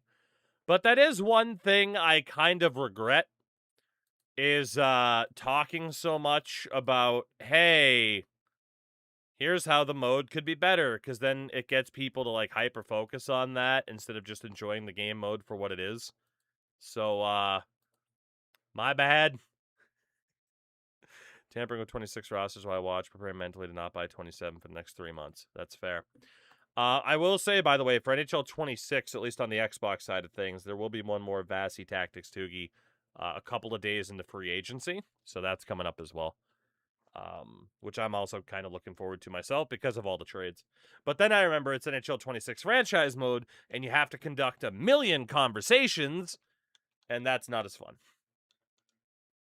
So, All right, Smith, Merkley. We're not going to sign the Goocher yet. And then we have just a bunch of RFAs. Logan Stanley can go. Rasanen, Salo, and Jinning. Is CFB going to be worth it at launch? I don't know. I've talked about it before. If I was not in a position, I'm sorry to Connor Garland, we're cutting you again. If I was not a content creator, again, I hate that game. I'm not creating content. I'm a dude sitting in a room yelling at nearly 1 in the morning. That's all I am. I'm not creating shit. Well, I guess I am creating shit. You know, it's been called human slop before. You know? John, what's going on? If I wasn't doing this, I would not buy a single video game at launch, except one where even if it's bad, I know I'm still going to enjoy it. Mafia: The Old Country, which wasn't bad, but it could have been. I would never pay full price for any video game nowadays, ever. Ever. Wait, unless it's Nintendo, shit eventually gets discounted. I'd never buy a game for full price, ever. No, thank you. Does 007 fall? Oh, 100%. I never would have played 007 at this point. I might have played it eventually, but I would have never played that game at launch. But, you know, I can kind of justify it because I do this. But otherwise, yeah, no, I would have not played that game for another year or two. Minimum. Minimum. Is Old Country worth it? If you enjoy Mafia games, yes. Because there are still some people that play the Mafia series expecting it to be like GTA. It's not. It's just not. So if you play it, knowing that it's not this open world game and it's a narrative-driven story experience, then you'll have a lot of fun with it. So for me, like, again, Mafia 1 and 2 are two of my favorite games, like, ever. I think when I did that list, thoughts on the Carlson trade to Carolina. Give me 1 second. I need to find out what channel this was on. I did a video. I think it was on the main channel. It was. Shout out to the 185 people that watched it. There was this video out where people do like my favorite video games since I was born. I think Mafia 2 won the year that it was in. So feel free to check that out if you haven't. I had fun with that video. But yeah, I think Mafia 2 was up there for me for its specific year, which is nuts. Let me just double check here. I never watched that and forgot about it. It happens. Look, man, if it's not a franchise mode video, it probably doesn't get watched on that channel. That's just kind of how it works nowadays. I've accepted it. Whenever I do videos that aren't franchise mode, and the franchise mode videos don't even get picked up by YouTube algorithm either. YouTube? Welcome to YouTube's. You know, it just is what it is. I'm perfectly content. But yeah, unless it's something franchise related, or me getting into it with an indie developer, it does okay, but not amazing. We'll say that. That's mainly because I don't like making fucking typical YouTuber thumbnails and shit like that, and I don't curate my videos to be algorithm specific. I make what I want to make. If people watch it, cool. If they don't, whatever. Which means I wouldn't be able to do this full time if I didn't live where I live, because I do not make enough. But I make enough for the middle of nowhere in Maine, so I'll take it. Anyway, Carolina getting John Carlson. I mean, they haven't officially signed him yet, right? But it's not bad. It's not bad. Probably means Nikishin is gone, though. I like when a cup winner, except if it's Florida, it's annoying. I like when a cup winner shows ambition to stay good. And they don't just rest on their laurels, so to speak. So, you know. Oh, free agency. I can't imagine we're going to do anything in free agency, by the way. Let's see. Goalies. I mean, Surrey. Have I talked about the LaSalle trade? Not on stream specific. Well, actually, yesterday on stream we did. It's its own video on YouTube right now. My general thoughts, it's fine, but it's another trade that the Bruins have made for a younger player that they simply didn't really try to develop. So I go more into that in that specific video. In general, I'm fine with the trade because it wasn't going to happen for him in Boston. But the fact that that's a trade that's even happening is very annoying. Those are my general thoughts. I don't think we have much to do here UFA-wise. Got a couple of starter goalies. Matt Dumba. Jacob Trumba. We got a low elite, a medium 4. Dylan Larkin's out there. Jakub Vrana, Huberdeau, Forsberg. But again, I got nowhere to play these guys. Got nowhere to play those guys. So, Taylor, we'll just send you an offer. Petrell, send you an offer. Bolig, you'll get an offer. Macaulay Culkin, you'll get an offer. And then Andreoff and Pekka. Andreoff and Pekka. Let me see here. We only have 2 other goalies set. Perfect. All right, let's go sign those. Or try to sign those dudes. We'll get to the start of next season. We'll give it another chance. But my presumption is we have a lot of trades that we're about to have to make again just because of the amount of dudes we have on the roster. I have a question pertaining to that video. How does Sweeney release that quote and not get fired?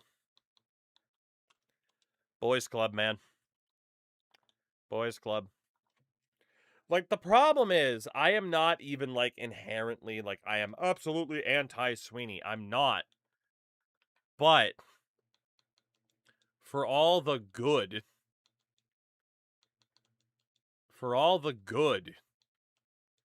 there's just so much where it's like, ah, yes, they've been so close to greatness. Uh-huh. And the reason why they don't get there is they shoot themselves in the foot before they can cross the finish line. Carlson to Carolina to me screams that not only is Nikishin gone, they want to have first crack at him since it doesn't seem like Werenski will be moved. Get what you need, right? Although, I mean, Nikishin could be anything. He could even be John Carlson, you know? But I guess they have more faith in Carlson at his age. You know, despite his age, I should say.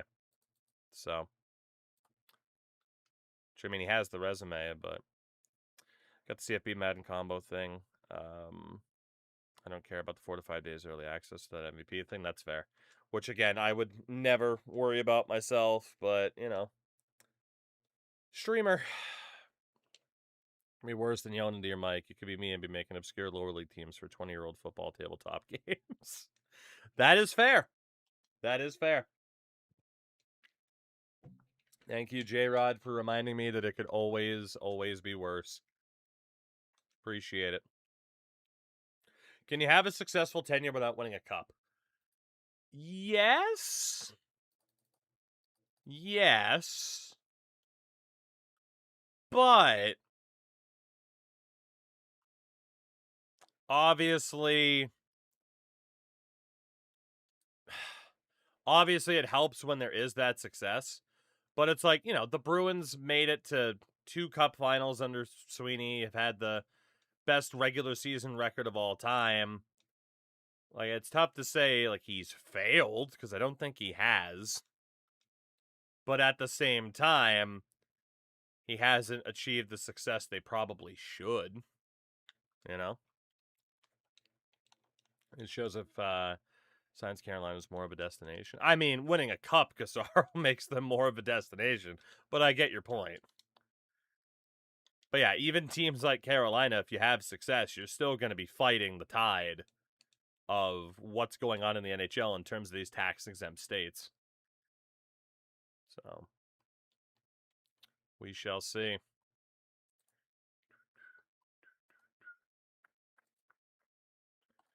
All right. Are we ready to assess the madness? No, we are not, but I will. Merkley gets an offer sheet. We will match that offer. Thoughts on Hellebuck to Carolina rumors? I mean, the rumors are Buffalo, too. I feel bad for Winnipeg. Those are my thoughts. I know Guerin won GM in the league. Who's the best GM in the league right now? Bill Zito in Florida. It's not even close. It's not even close. You know, GM of the year and coach of the year, those awards are always tied to the, oh, wow, we didn't think your team was going to be this good. That's what those awards are always tied to. But, you know, that's why you have certain coaches like John Cooper just now won coach of the year because, oh, we can't give it to him before, which is dumb. It's why Joel Quenneville never won a coach of the year award in Chicago, but he won one in Anaheim before. But yeah, like if you look at this GM list right now, I mean, if we go King of the Mountain style, Cheveldayoff or Patrick, I might even say Patrick, even though he's newer with what Washington's done, because Winnipeg, like, But probably give it to Chevy, I guess, doesn't matter. McCrimmon over them. Can anybody top McCrimmon? I mean, Breezewa did inherit a lot of Yzerman work. So, I like Doug Armstrong a lot, but the Blues only have one cup, and obviously he's going to be succeeded, or, I can't even think of how I want to phrase it. He's going to be dropping that role to Alex Steen. Mike Greer is up there. Mike Greer is definitely up there. He's been great. McFarland, with what he helped kind of put together in Colorado, is up there. I'm sorry, I don't see how Bill Guerin wins GM of the year. The Minnesota Wild, like, they won a round. Like, they didn't do anything. He won a round. Cool. Bill Zito and what he's done for the Florida Panthers in the 2020s, this is one of the best runs in the history of the NHL as far as the GM is concerned. Like, he is one. There is no 1A, 1. He is clearly ahead of everybody else. The Florida Panthers went from being a fucking laughingstock, right? I mean, outside of 1996, when they made the Cup final, right? Look at this. Made the playoffs in 2000, didn't make it again until 2012 and lost 3 years, then lost in the first round again, lost to the Islanders, and then Bill Zito takes over, lose in the Lightning, lose in the Cup final, win the Cup, miss the playoffs because your team was injured to shit. Like, it is a truly generational GM run from Bill Zito right now. Like, generational. Who's the worst GM in the league? Too many new GMs right now to say definitively. If we're talking about, and no surprise with Osprey there.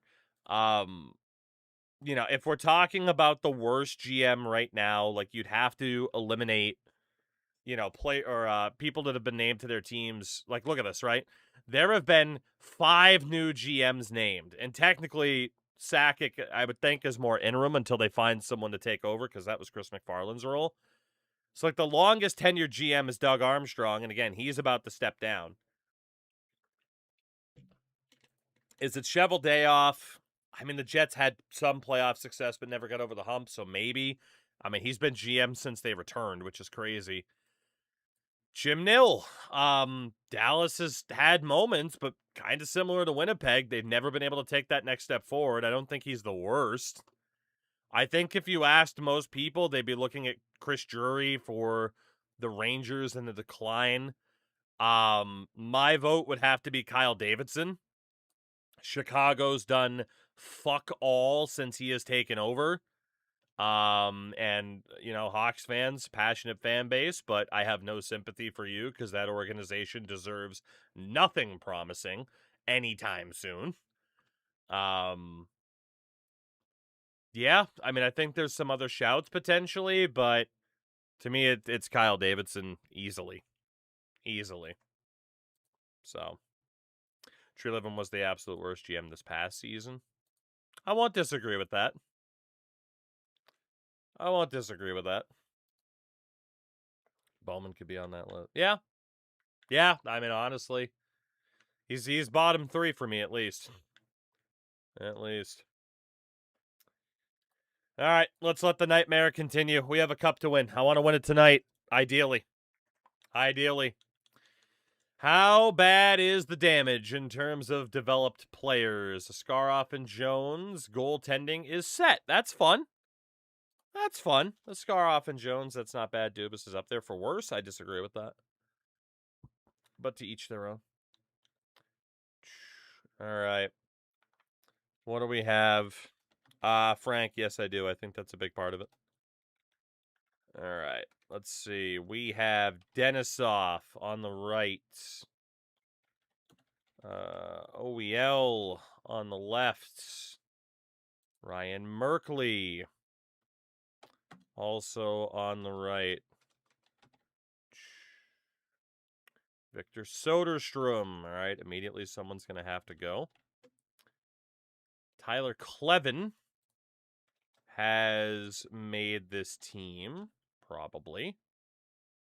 Ryan Johnson. Oh, boy. Well, Robin Salo's a depth defender. Right. All right. Well, already going to have to see some changes there, most likely. So that's not ideal.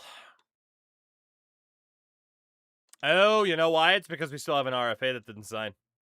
I was wondering where a certain somebody went. Yeah. Hayton, Smith, and Delandria have not signed yet. The good thing is we have plenty of cap space. Plenty of cap space to sign these dudes. Cool. Let's do that. Get these fellas signed. Really? There we go. Shout out to the other two for making me wait an extra day for no reason whatsoever. That's awesome. All right, and then Ty Smith is also still a top 4 left defenseman. Okay. All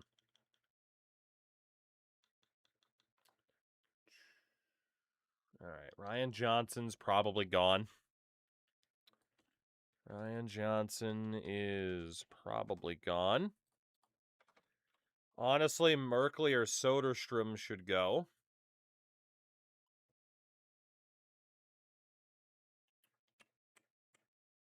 Soderstrom had 9 points last year. I know he was on the third pair, but damn. Merkley capable of putting up some points. He's getting paid. Might be time for OEL to go.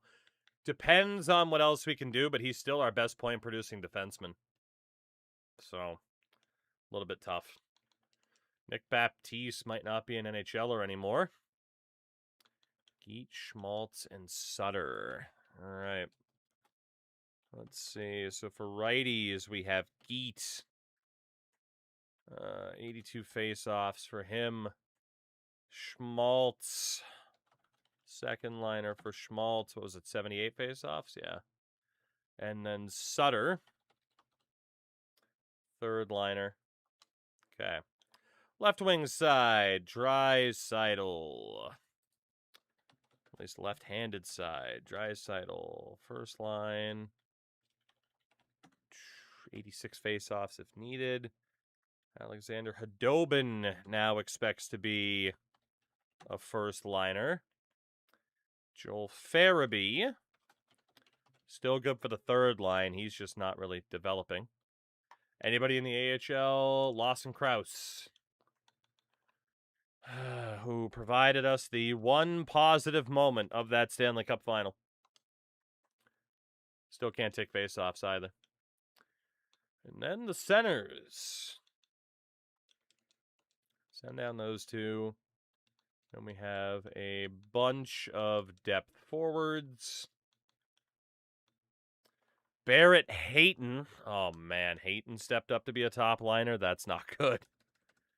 We have Matt Barzal with 87 faceoffs. We have Barrett Hayton expecting to be a top liner with 85 faceoffs. Ty Dellandrea is still good for the third line. And Maverick Bork is apparently going to make this team. How to make it so the players don't underperform in normal scoring but don't put up 90 goal seasons with high. I don't know, and if you find the answer, let me know. If you find the answer, let me know, because that has just been the state of things with the NHL sim and how things have worked. But yeah, it's an issue that's been brought up, that'll hopefully they'll find a way to properly balance it to mimic what's happening in the NHL, but I don't know if they'll be able to. All right. Top line, somebody's got to go. Somebody's got to go. We're not giving up on Geet yet. Probably not giving up on Barzal. I mean, maybe Draisaitl, right? If we want to keep Hadobin. It might be one and done for Leon here. We need to take a look at who is out there on the block. Otherwise, we are going to be acquiring first-round picks out the wazoo, which is a medical term, I believe. My wife and I have been watching a lot of The Pit lately, so yeah, I feel like I heard that on that show. Very, very strong medical term. The wazoo. All right, we got a lot of medium sixes. Hello! Okay, this guy's not that good, but he's good enough. Chandler Upshaw. So Detroit, definitely a team we can talk to. Doughty, not so much. From LA. Yossi is still out there. What's the most realistic franchise mode from the PS4 Xbox era sim-wise? I don't think you'll find one. I've done tests in the past. I actually meant to make a video about it. I don't think you'll find one. Honestly. I don't think they've ever kind of figured out the tuning to get results where your players are going to be like, yeah, no, that's fairly accurate. I don't know why they bothered making medical dramas after House. House is overrated. That's right. I said it. I said it. That doesn't mean it's not good, but it is overrated. All right. Let's trade for Upshaw. You literally live in Maine. I sure do. Let's see. Geet's not going anywhere. Barzal's probably not going anywhere. I think it's Draisaitl at his age, man. 27. Past his prime. Favorite medical drama? I barely watch them. It's a better question for my wife. All right. Detroit cannot afford Draisaitl outright. Who do you have on a bad contract? They're paying Johnny Gaudreau almost 11 mil. Worth every penny. Are you paying a goalie too much money? Not really. Shit. How long is Draisaitl? We could try to just retain salary on Draisaitl. Lord knows we have enough cap space.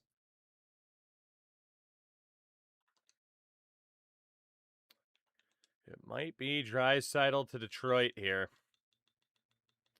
Because somebody's got to go. Actually, do you have any other prospects aside from Upshaw?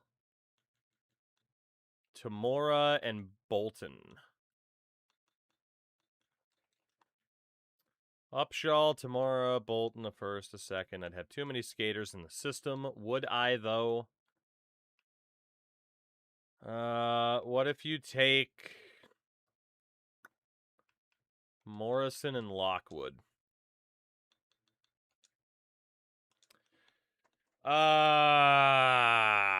else can we do? What else can we do? I don't know what this song is, and I am... Oh, it was Skindred. That's right. I hate that fucking song, too. It's their worst song.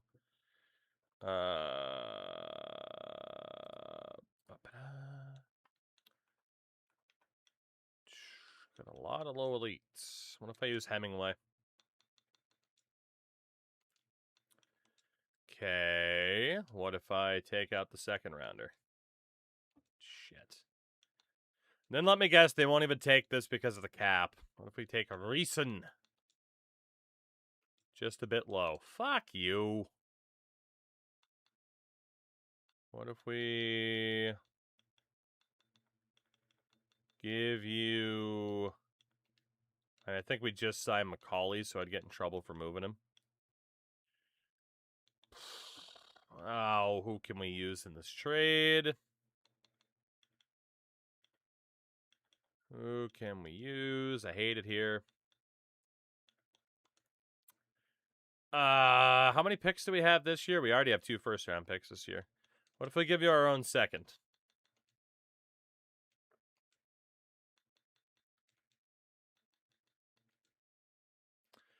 God damn it, Detroit. I'm trying to give you Leon Draisaitl. He'll solve all of your problems.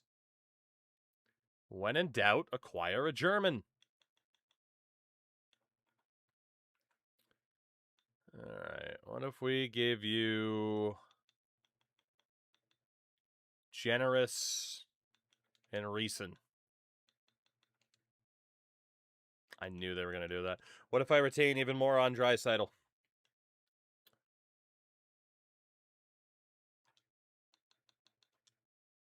All right, they'll take it.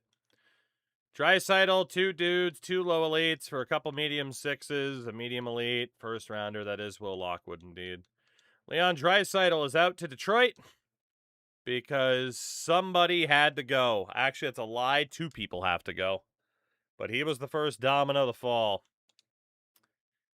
Khudobin, Hayton, Geeton, Barzal.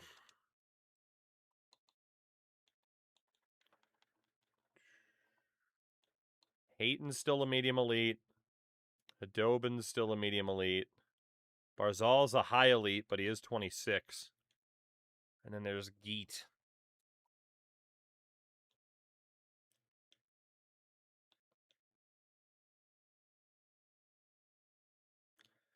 Age-wise, I mean, Barzal would make sense, but... I mean, we can't trade Geet. Khudobin's insane for a former 4th rounder. Is it Hayton or Barzal? Hayton has 99 passing. Can we find a landing spot for Matt Barzal? That is the question. The New York Islander would be a pretty good spot, but they're not really willing to trade much to make it happen. Anaheim could work. I'd prefer not to trade him to the West. They're not giving up anything. Who else can afford him? I mean, Buffalo, kind of. Calgary. It's not great. Apparently, he has a very affordable contract. Losterinen. We do actually need another second liner. Eetu Losterinen could be that guy. He could be. Yeah, Carolina, you might have a deal here. Losterinen. Give us some firsts, some seconds.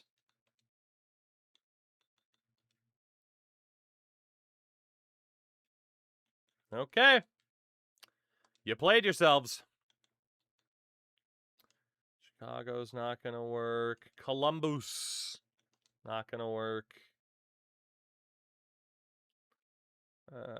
LA? I mean, if we wanted Drew Doughty, but we really don't need him. Minnesota, no.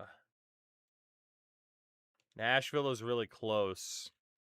I mean, if we wanted to give up on Ty Smith, but he was good. So I don't really want to give up on Ty Smith. New Jersey. God damn it. The Islanders. Again, we know we're being problematic. I mean, I say that. Like, we could probably use Jankowski, Coyle Company. Are they willing to give up their first? No, of course they're not. Why would they be willing to do that? For Matt Barzal. St. Louis has all the cap space in the world. We don't need Ryan Murray. That Blues pick is expected to be very, very good. Very, very good. Toronto at least has Jablonski, but they don't have their first round pick this year. Vancouver, man. Vegas. Washing machine. They do have Halak and picks. It might be Washington. I think it's actually Washington who we're going to try to send Barzal to. Halak. Draft picks.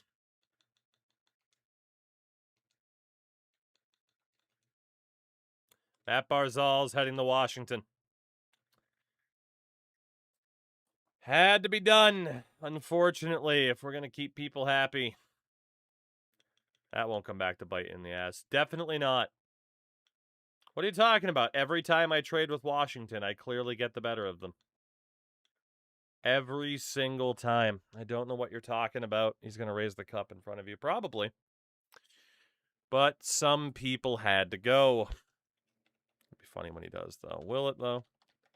So, Hadobin, Hayton, and Geet top line. That is not where I thought we were heading. But that is exactly what happened. Man, we have run this team kind of thin. We have run this team kind of thin. It's the only thin thing I've ever done in my life. Farabee, Delandria, Sutter, third line again. And then fourth line, Kraus, probably Bork, and somebody else. Right. Do we want to give depth skaters a chance? Do we have enough of them for it to make sense? And defensively, is Salo a righty? He's not. He's a lefty. Fuck. Okay. I'm not saying the window's closing because we still have a good team. But certain things are no longer in our favor here. I will say that. We need some top six help. We need some top six help. I don't even want to bother trying to keep people happy by like power play time and stuff. So again, we've been spread kind of thin. Danton Heinen's not going to cut it. Good thing is we have the assets. Again, Carolina with Lostarinen would have been nice.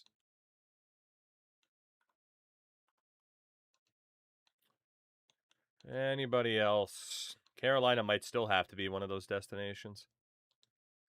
Like, Hoffman's definitely not it. Drew Doughty doesn't help. As we play Drew Doughty at forward. Yossi Ellis at home. No help there at all.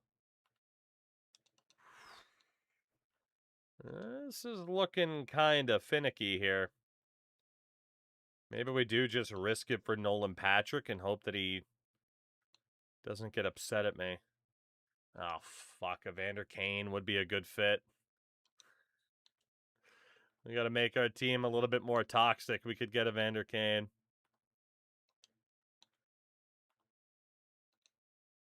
Josh Manson's also unhappy with where he is.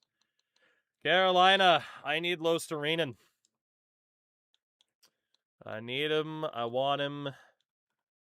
And we're going to get him. How much cap space do you have? Plenty. I have a defenseman I need to trade. It is either Merkley or Soderstrom, and we're keeping Merkley, so Victor Soderstrom needs to go. So does Ryan Johnson.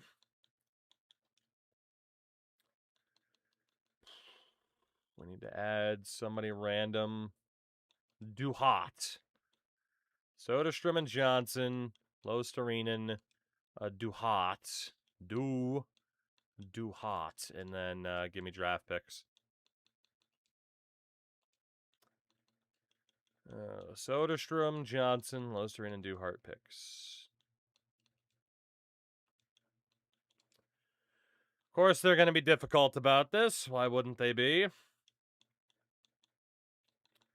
Why wouldn't they be? Who do we have that's unsigned that's not that good? We've been doing pretty well with our draft picks. We do have these fringe goalies. Carolina, you got to be kidding me here. Take this deal. Don't be stupid. Don't be stupid, please. Thank you. Losterinen is in for second line purposes. And I can't believe this is happening. I'm actually going to go talk to the Sharks about Evander Kane. I can't believe this is where we are, but it's happened.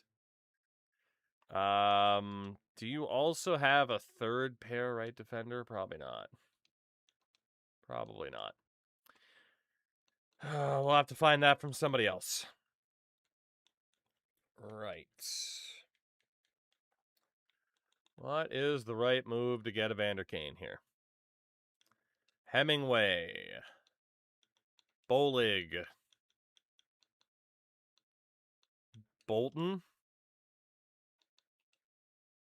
What about just Hemingway and Bolig? Not enough. What if we also add... I mean, Langfield, I guess, would make sense. What if we add our own second? 2 low elites and a second for Evander Kane? They'll take it. Perfect. Can I safety net with a third? No. All right, Evander Kane. Welcome to the desert. You're going to love the casino here, bud. You're going to love it. Zach, hello. I'm doing well before you even ask, but thank you for always asking. I appreciate it. All right. So we need a third pair right defenseman and a fourth line right wing. Fourth line right wing will be easy enough. Is there a right defender? Now, if it's someone like Josh Manson, 5 years left. That sucks. Or even Drew Doughty, like that could be okay. Braden Schneider. Schneider might not be that bad. Ryan Murray was a lefty. You know, if Doughty's got 1 year left on his deal, we could just be like, oh, okay, cool, get mad, whatever. You're leaving at the end of the year anyway. Jamie Drysdale. We have found our targets. And that will be the Drysdale. So what if we use Taylor? And we use Langfield.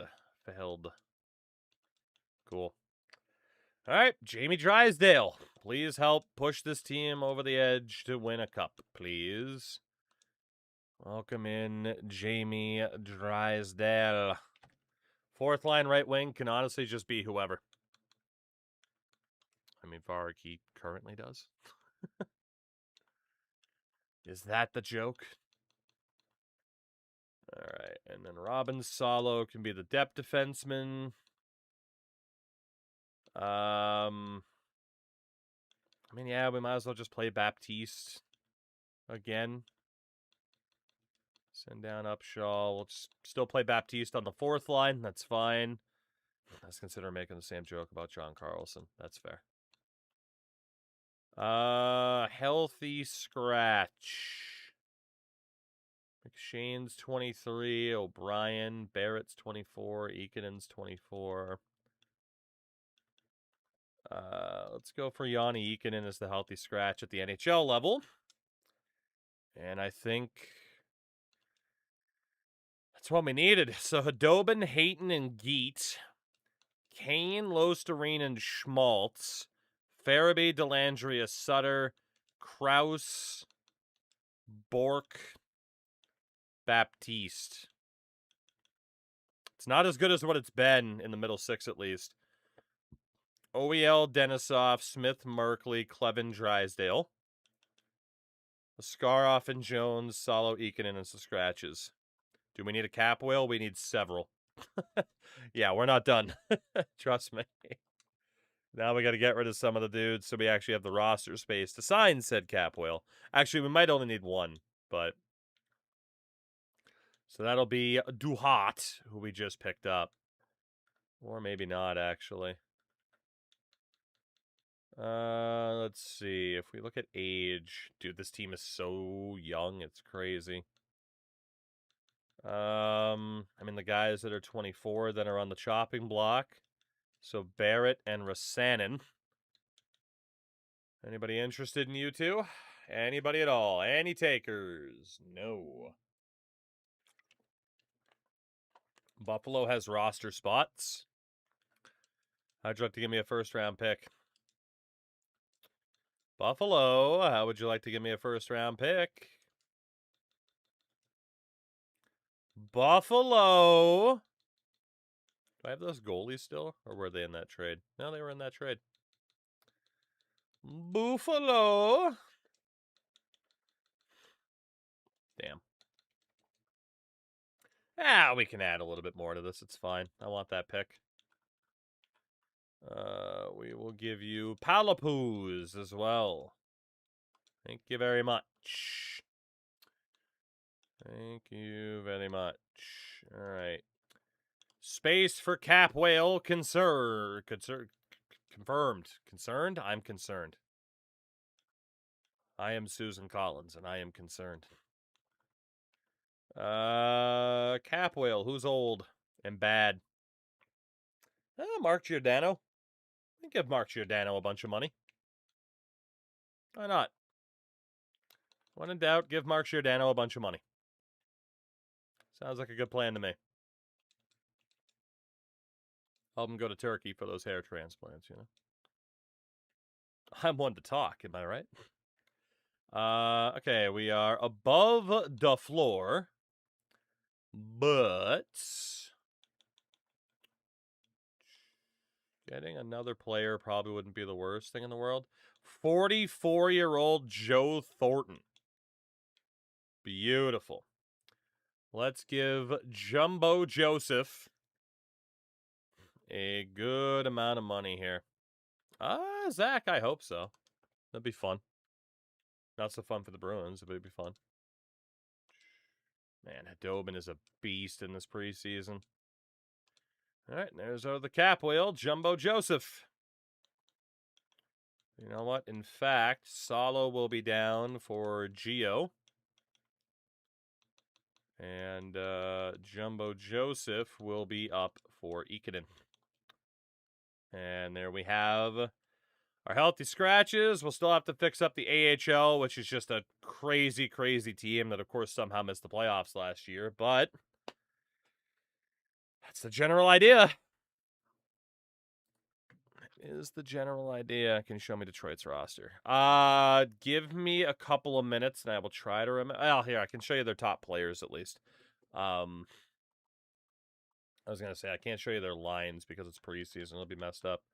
Those are their best players right now, though. It's a pretty good team.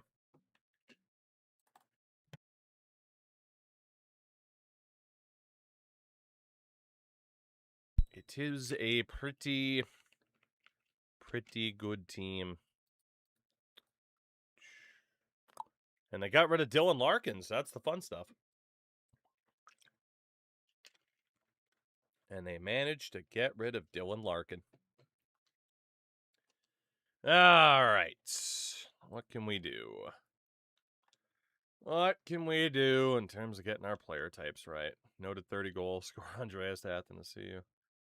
He fell off the face of the earth real quick. Real quick. I feel like there were quite a few players in Northern. He's got no fight in NHL 26 that went on for nearly a whole minute. That was fist only, no grabs, just swinging. So it glitched is what you're telling me, and it just lets you keep throwing. That's what I'm hearing. All right. Yeah, it was sick. God, this game is so cool when it breaks.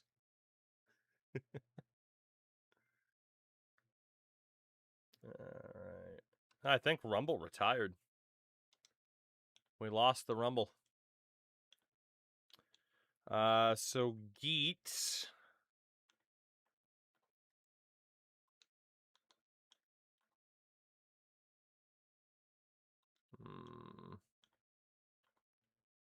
Hayton's got to be the playmaker.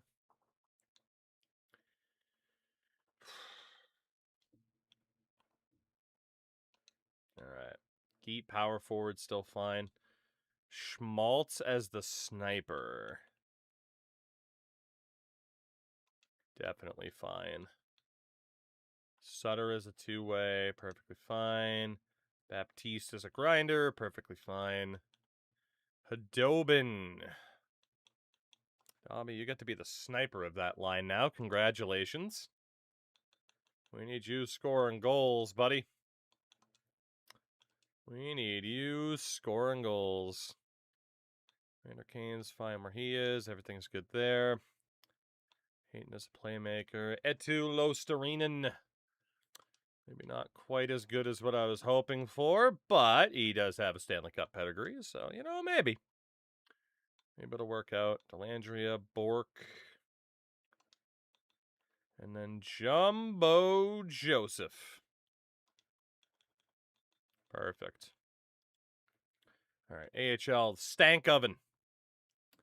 Stankoven can be switched over to a center. He is definitely still a sniper. That shooting category for Stankoven is nuts. Good old Stankoven. Kirill Marchenko, right wing's fine. Playmaker, also fine.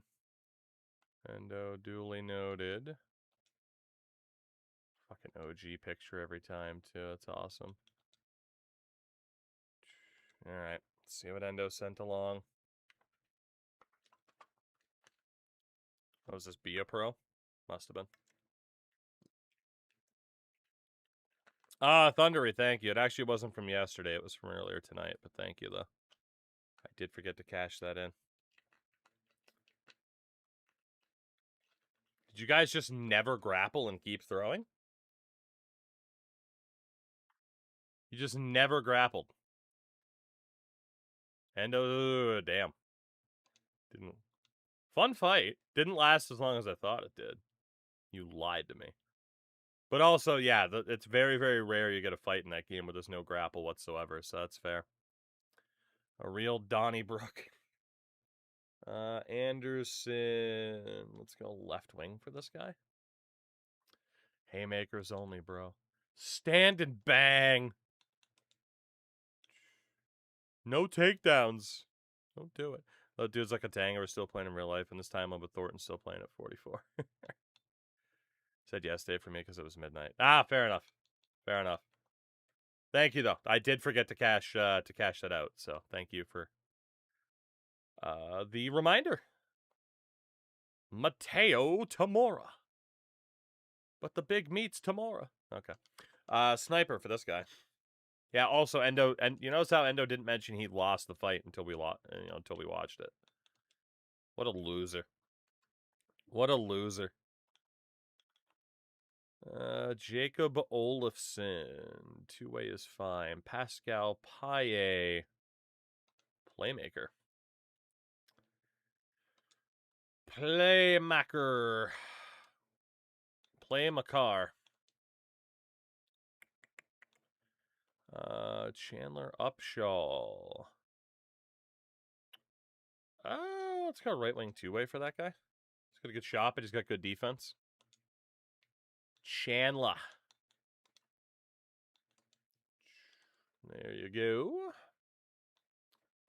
Roman Korpan, left wing grinder. Yes, Jesus, that guy's all physicality. Evan Anderson. We already looked at. He was good. The centers, Avery Hayes, sniper, totally fair. Alan McShane, center is fair. Two-way, totally fair. Hendrix LaPierre, sniper, no. More of a playmaker now.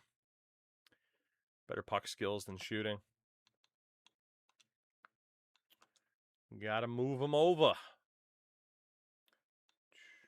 Jacob Perot, center is definitely fair. Playmaker is definitely fair. Stank Oven, we already looked at. Jay O'Brien. Two-way is fair, but we'll go grinder. That's franchise mode, Ben. It's been fun. Kind of liked it when there wasn't no movement in the game. I mean, don't get me wrong. I'm still glad the modern games have the no movements, no trades for realism. But there is something to this era where the simplicity is definitely a selling point. Because the worst, maybe not the worst, the most tedious part about this mode is scouts. This was the first year where you could hire and fire scouts, and it is the most tedious thing in the world to do. And, like, I'm okay with the idea of having a scouting department, but I just wish it was done in a less tedious way, is pretty much all I can say. But that is NHL 26 franchise biggest issue, is it takes way too long for coaches, for scouts, trying to get position or player type changes. Like, it all takes way too long. Easily the biggest issue with the mode. Like, I like having those features, but, yeah. Alright, let's see. Alright. And hey, Asher, what's going on?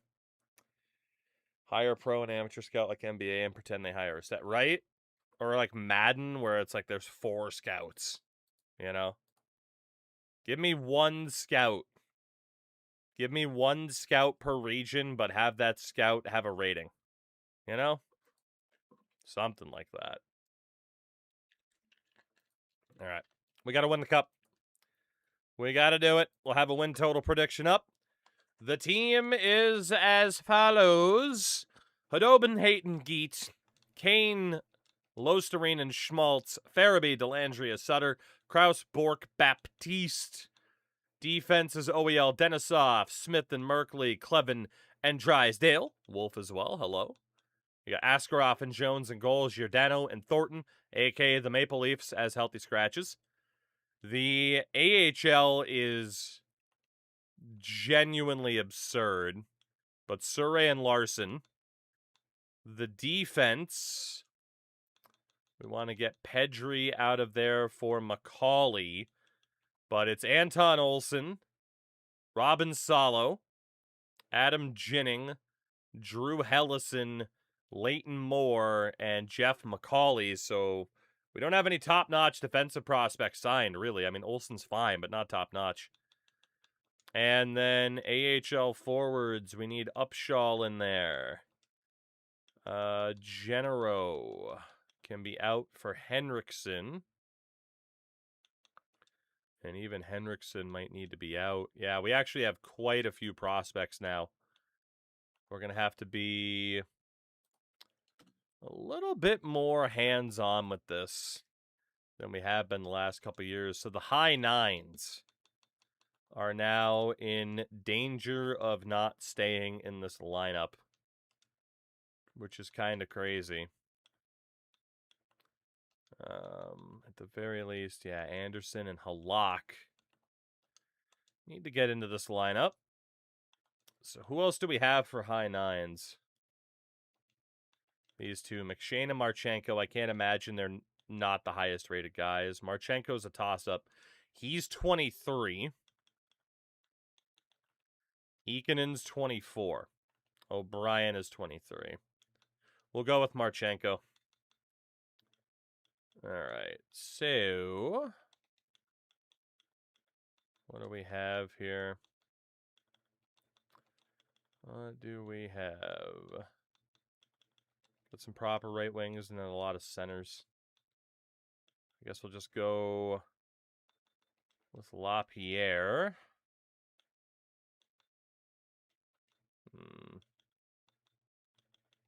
Go with something like that. LaPierre, Perreault, Hayes. From there, we can just go by rating. So the AHL team should be pretty good. Should be pretty good, but we said that last year and they were bad. The NHL team, I don't know if we'll win, 54 games again, but we might be close. Leadership on this team, it's OEL still as the captain. Schmaltz needs a letter.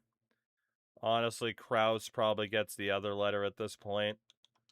Longest tenured players on the team. Let's see what they can do. Let's see. I actually don't think I remember to edit the scouts either. Case in point, I liked NHL 18 where you could just ignore it and it would do it on its own. That was a great time. That was a great time. We need a scout in the U.S. West.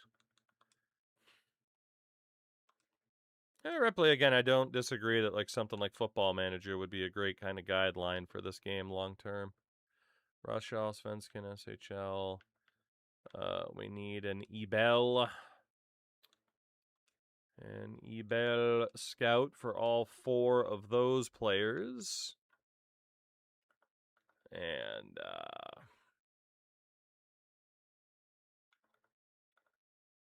I mean, there's 3 really good scouts. Scatcherd, we'll just cut you. These A+ scouts, whatever.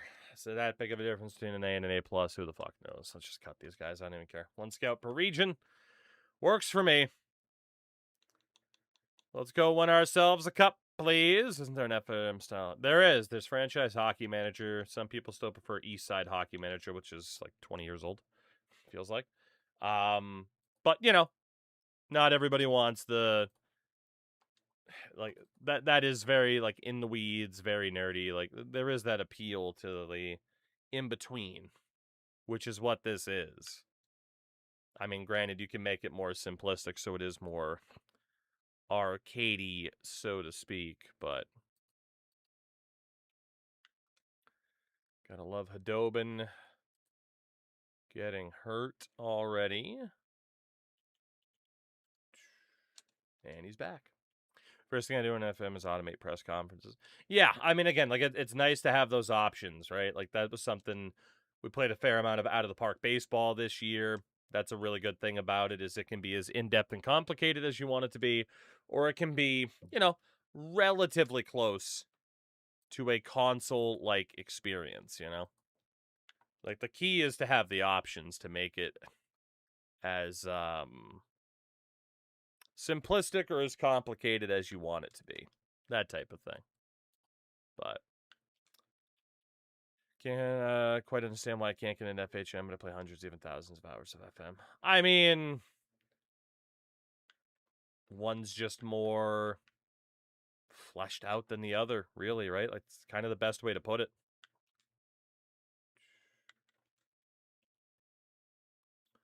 I mean, FM is something like Franchise Hockey Manager on steroids. Fuck, we might lose Solo on waivers. Olsen's up. Well, at least some people got some playing time, because now we're just going best lines. It wouldn't have been a ton, but there have been so many injuries already through the first month, we'll just deal with it. But just because I don't want the full-on text-only presentation except for TW works for me. Fair. Yeah, I mean, that's definitely that type of game is not for everybody. Holy injuries to our defense. Good Lord. Drew Hellison, come on up, buddy. Let's just go best lines again. Sheesh. Evander Kane is apparently healthy. OEL is apparently healthy. Nick Baptiste is hurt. Baptista. The great Baptista. That is what he does. The great Baptista. And since Baptiste is good, what can we do here? How many forwards are hurt? Nobody. Cool. Ellison, Olsen. Back to the minors with Yee. Zach Cassian is on waivers. I think I'm good. We kind of have Baptiste for the same role. But, you know. I mean, I guess he could have technically fit the team, but it's a bit weird. I prefer the historical Sims on Out of the Park. Agreed.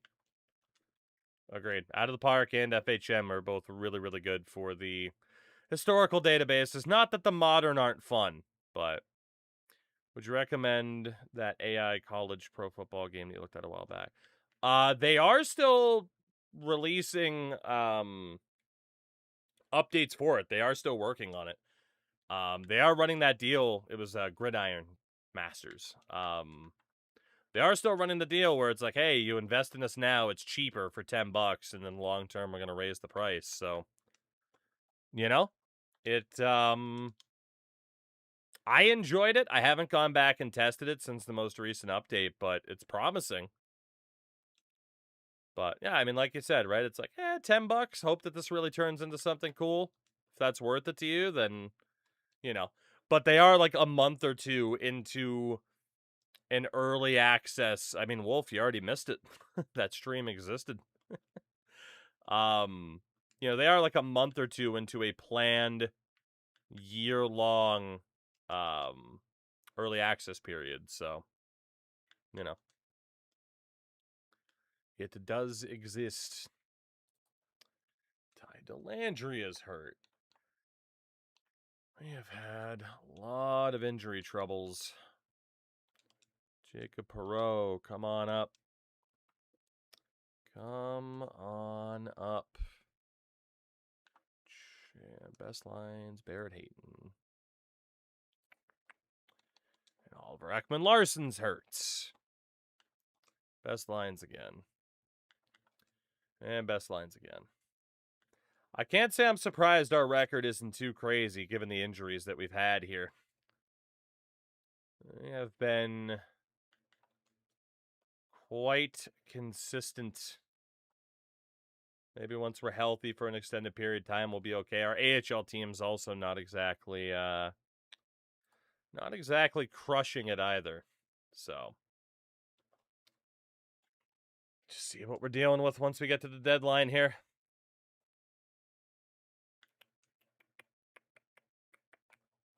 Give me 30 wins. Korpan is hurt. Not Korpan. We need Korpan. We need Korpan. There we go. He's good. All right. We're looking good. I don't think we'll hit 50 wins, but we're doing okay here. We are doing okay. All right. Make sure I don't accidentally sim past the trade deadline here. Best lines. Wolf, it was about a month ago or so. There's a video up on my main channel on YouTube that was taken from that stream. It's my first hour with the game and my initial impressions. So, I recommend checking that out. All right. Dobin's our leading scorer at 51 points. Do we have anybody who's graduated into an NHLer that is mad that they're in the minors? Doesn't look like it. Okay. So, as per usual, we will keep the team as is unless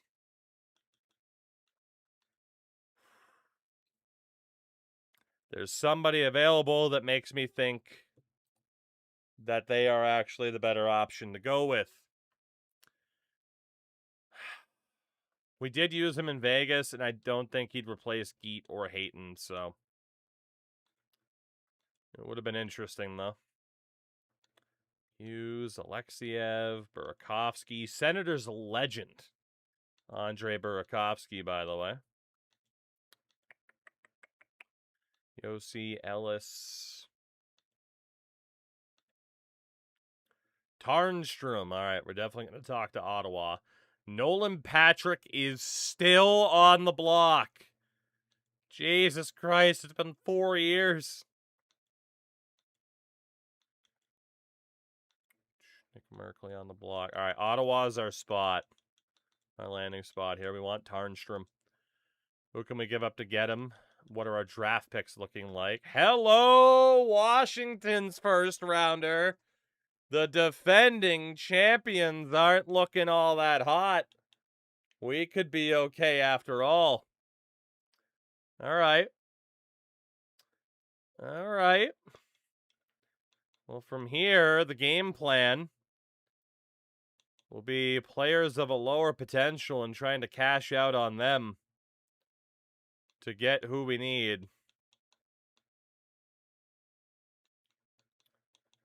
So we got a low 4 in Drew Hellison.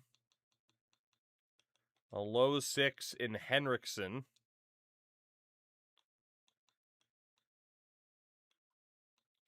Not really interested in either player, though. They are interested in someone like Lawson Krause. Alan McShane's also looking pretty good. See if we can go for unsigned players mostly. So let's go for Bolton because we need at least one guy under contract. Bolton, Mara, Peterson. How close are we? Close, but not close enough. And then another low elite in Bellamy. A bunch of low elites and medium 6s for a medium elite. It's a little bit risky, but quite close to fair value. Oh, I know it is. That's why I offered it. How about a 4th rounder? All right, we do get Tarnstrom from Ottawa. And that'll be pretty much our only move at the deadline. I think we'll leave the team as is and try to make the best of it. But another good prospect acquired at the very least. Keep the prospect factory going. I can't imagine us missing the playoffs, but maybe somehow we do. God, imagine if us and Washington both missed the playoffs this year. That would be absolutely ridiculous. Absolutely ridiculous. Just go best lines in the AHL with Marchenko. That's fine. Capos, Verona, crash and burn. Real true value. Yeah, he had a very interesting career path. Oh my God, we might not make the playoffs here. We won just 40 games. Barely. The Arizona Coyotes have made the playoffs. 3 points over Vegas. Really?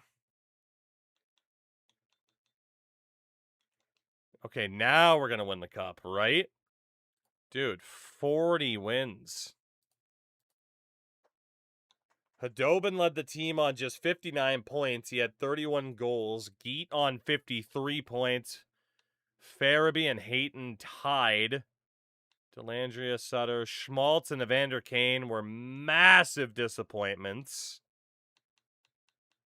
Wow. A 93 overall, getting 6 goals. Yeah.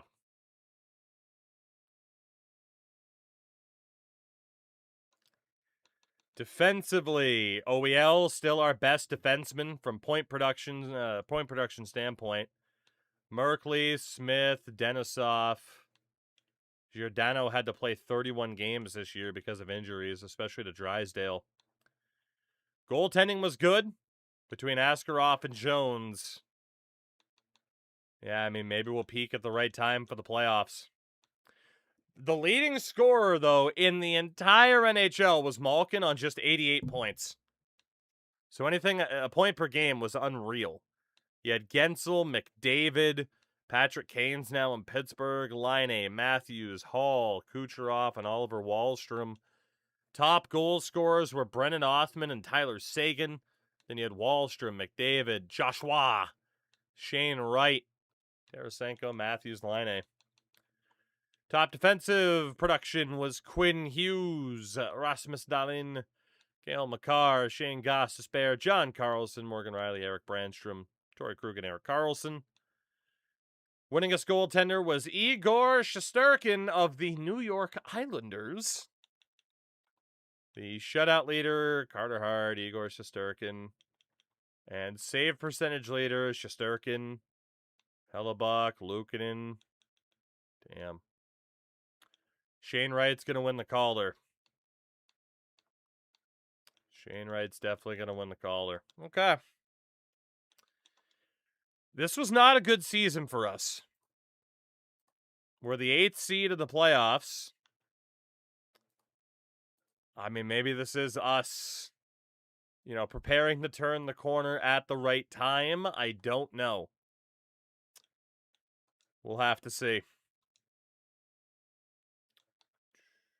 AHL team has confirmed a playoff spot for themselves as well. Did the Caps finish last? I'll check in a second. Let's see. Just double checking player rules here. Okay. We can send down Jacob Perreault for the AHL team's playoff push. Los Turinen's actually mad at me because Best Lions have not been playing him on the second line.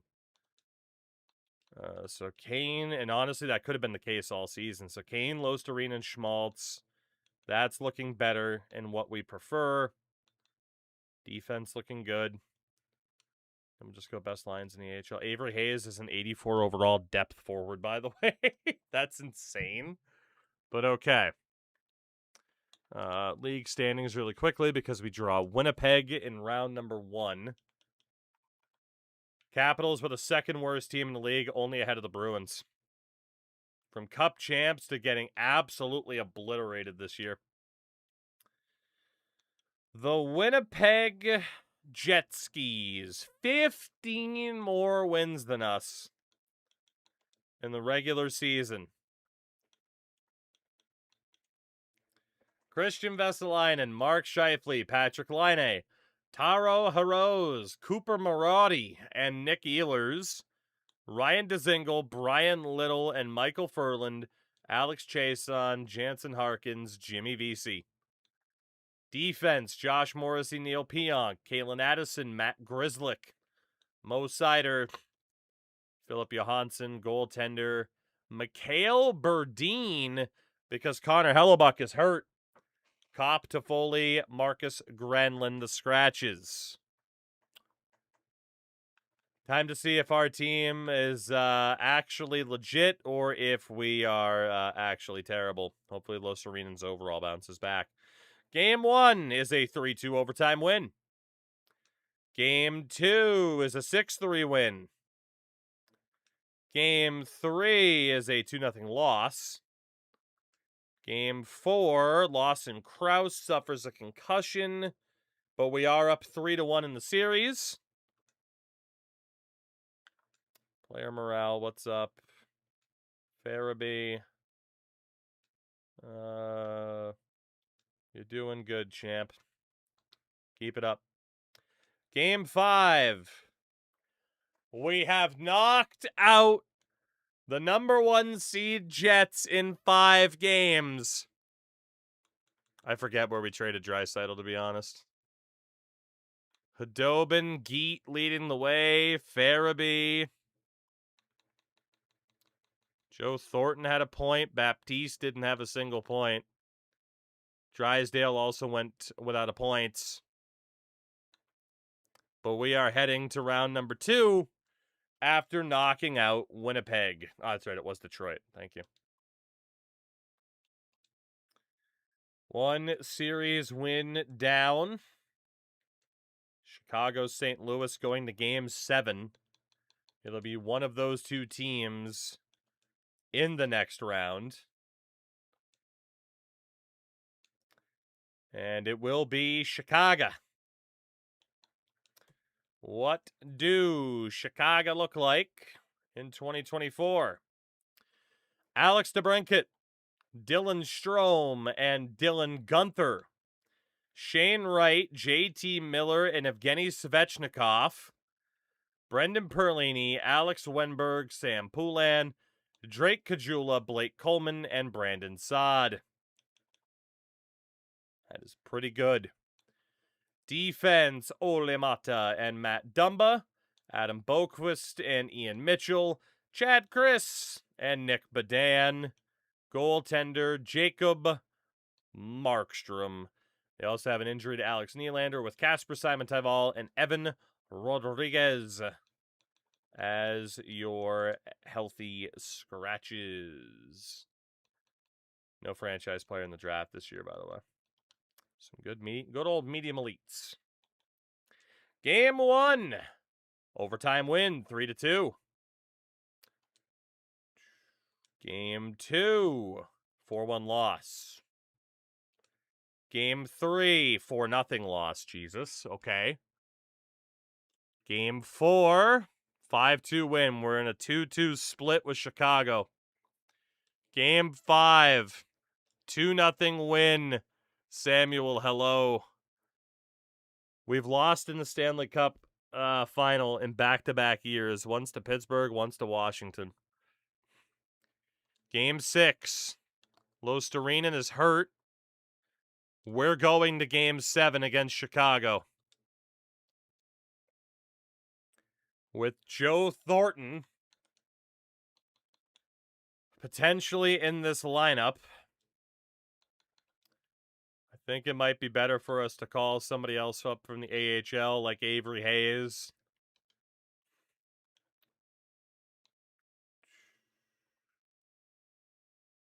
Honestly, Hendricks LaPierre would fit really well. No flow, 160 in a row. It's ridiculous. Sammy, how was the next day in Vegas? I know what you tagged me in on Twitter, at least. Game 7.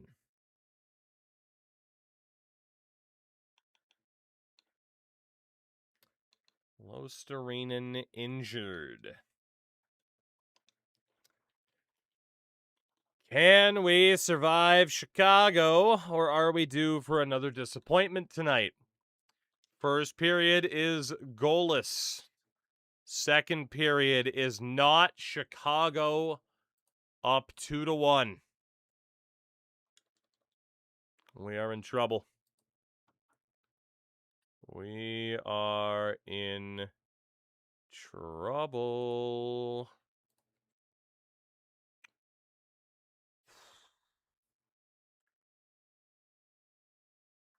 We got 4 minutes to score a goal, boys. We have 4 minutes to score a goal.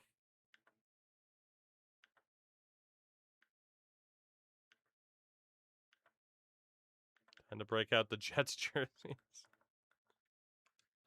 Oh, man. No Club was very happy to see it. Very, very happy to see it as a fan of his long time. Long time, long term. It's he's had a crazy trajectory. Under 4 minutes to go. Will Chicago knock us out? Shane Wright can't get the shot on. DeBrincat keeps it alive. Hadobin fighting for it. Chris has it. DeBrincat, good save by Askarov. Kane, Hendricks, LaPierre, and Nick Schmaltz. Why does it say Stanley Cup playoffs where there should be a DraftKings ad? Not making the most of their real estate, you know? Oh, Dumba for DeBrincat. I can't believe he passed that. Strome circles through. Save. Denisov for Schmaltz. For Evander Kane. Rebound saved. Puck out of the zone. Final minute. Denisov. for Kane towards goal. Saved and covered by Markstrom. And that'll likely be the empty net for us. Adobin, Hayton, and Geet. Face off one. Did I forget to look at Chicago's goalie? I might have. Well, we'll see him once he eliminates us. Hayton for Hadobin. Couldn't get the shot off. He was handcuffed. What a keep by Hayton. Geet for Clevin. He just rockets it high. Get him, get him, get him, get him, get him, get him, get him. Don't let him shoot. Don't let him shoot. 25 seconds. Hayton for Hadobin. Hadobin, Hayton, Farabee towards goal. Somebody! And Markstrom covers. That's right, it was Markstrom. We did look. 15 seconds left. We'll call the timeout. I don't think that went through. It's all or nothing here. Markstrom's made a textbook stop here. He's in good shape positionally. He makes the save and he makes it look All or nothing here.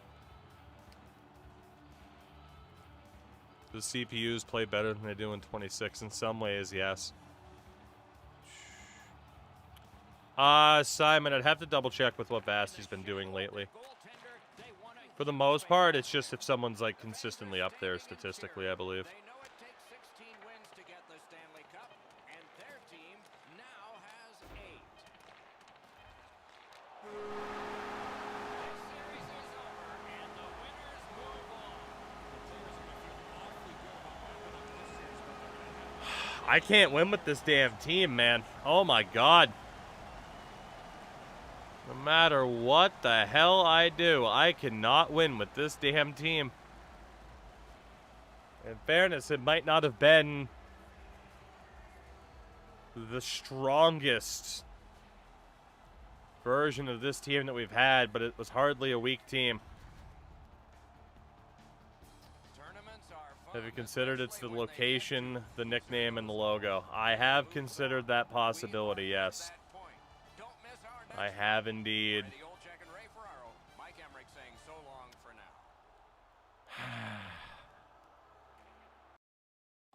Another defeat. We lose to Chicago in 7 games.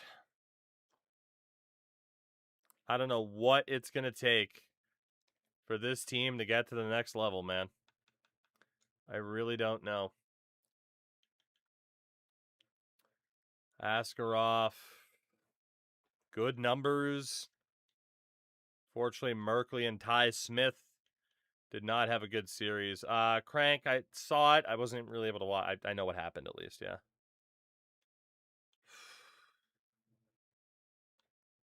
I mean, Geet, 9 points in 12 games is good, but, like, it's just not enough. Losterinen had just 2 points. He was a disaster. Ty Dellandrea is just a black hole where offense goes to die. I should have trusted some of the depth players to try to build them up instead of relying on Losterinen and Kane. At least we can try next season, but damn. I just cannot get this team to break through. No matter what the hell we do, unfortunately. Maybe someday that'll change. I don't know. Maybe it will. But, that's brutal. Accurate description of Dellandrea. I guess, yeah. I guess. I would like to rehash what I said when I came into chat today. We can't have shit here. No fun allowed, ever. How dare you think you'll be allowed to have fun? Shit. Yeah, it would have been Vancouver.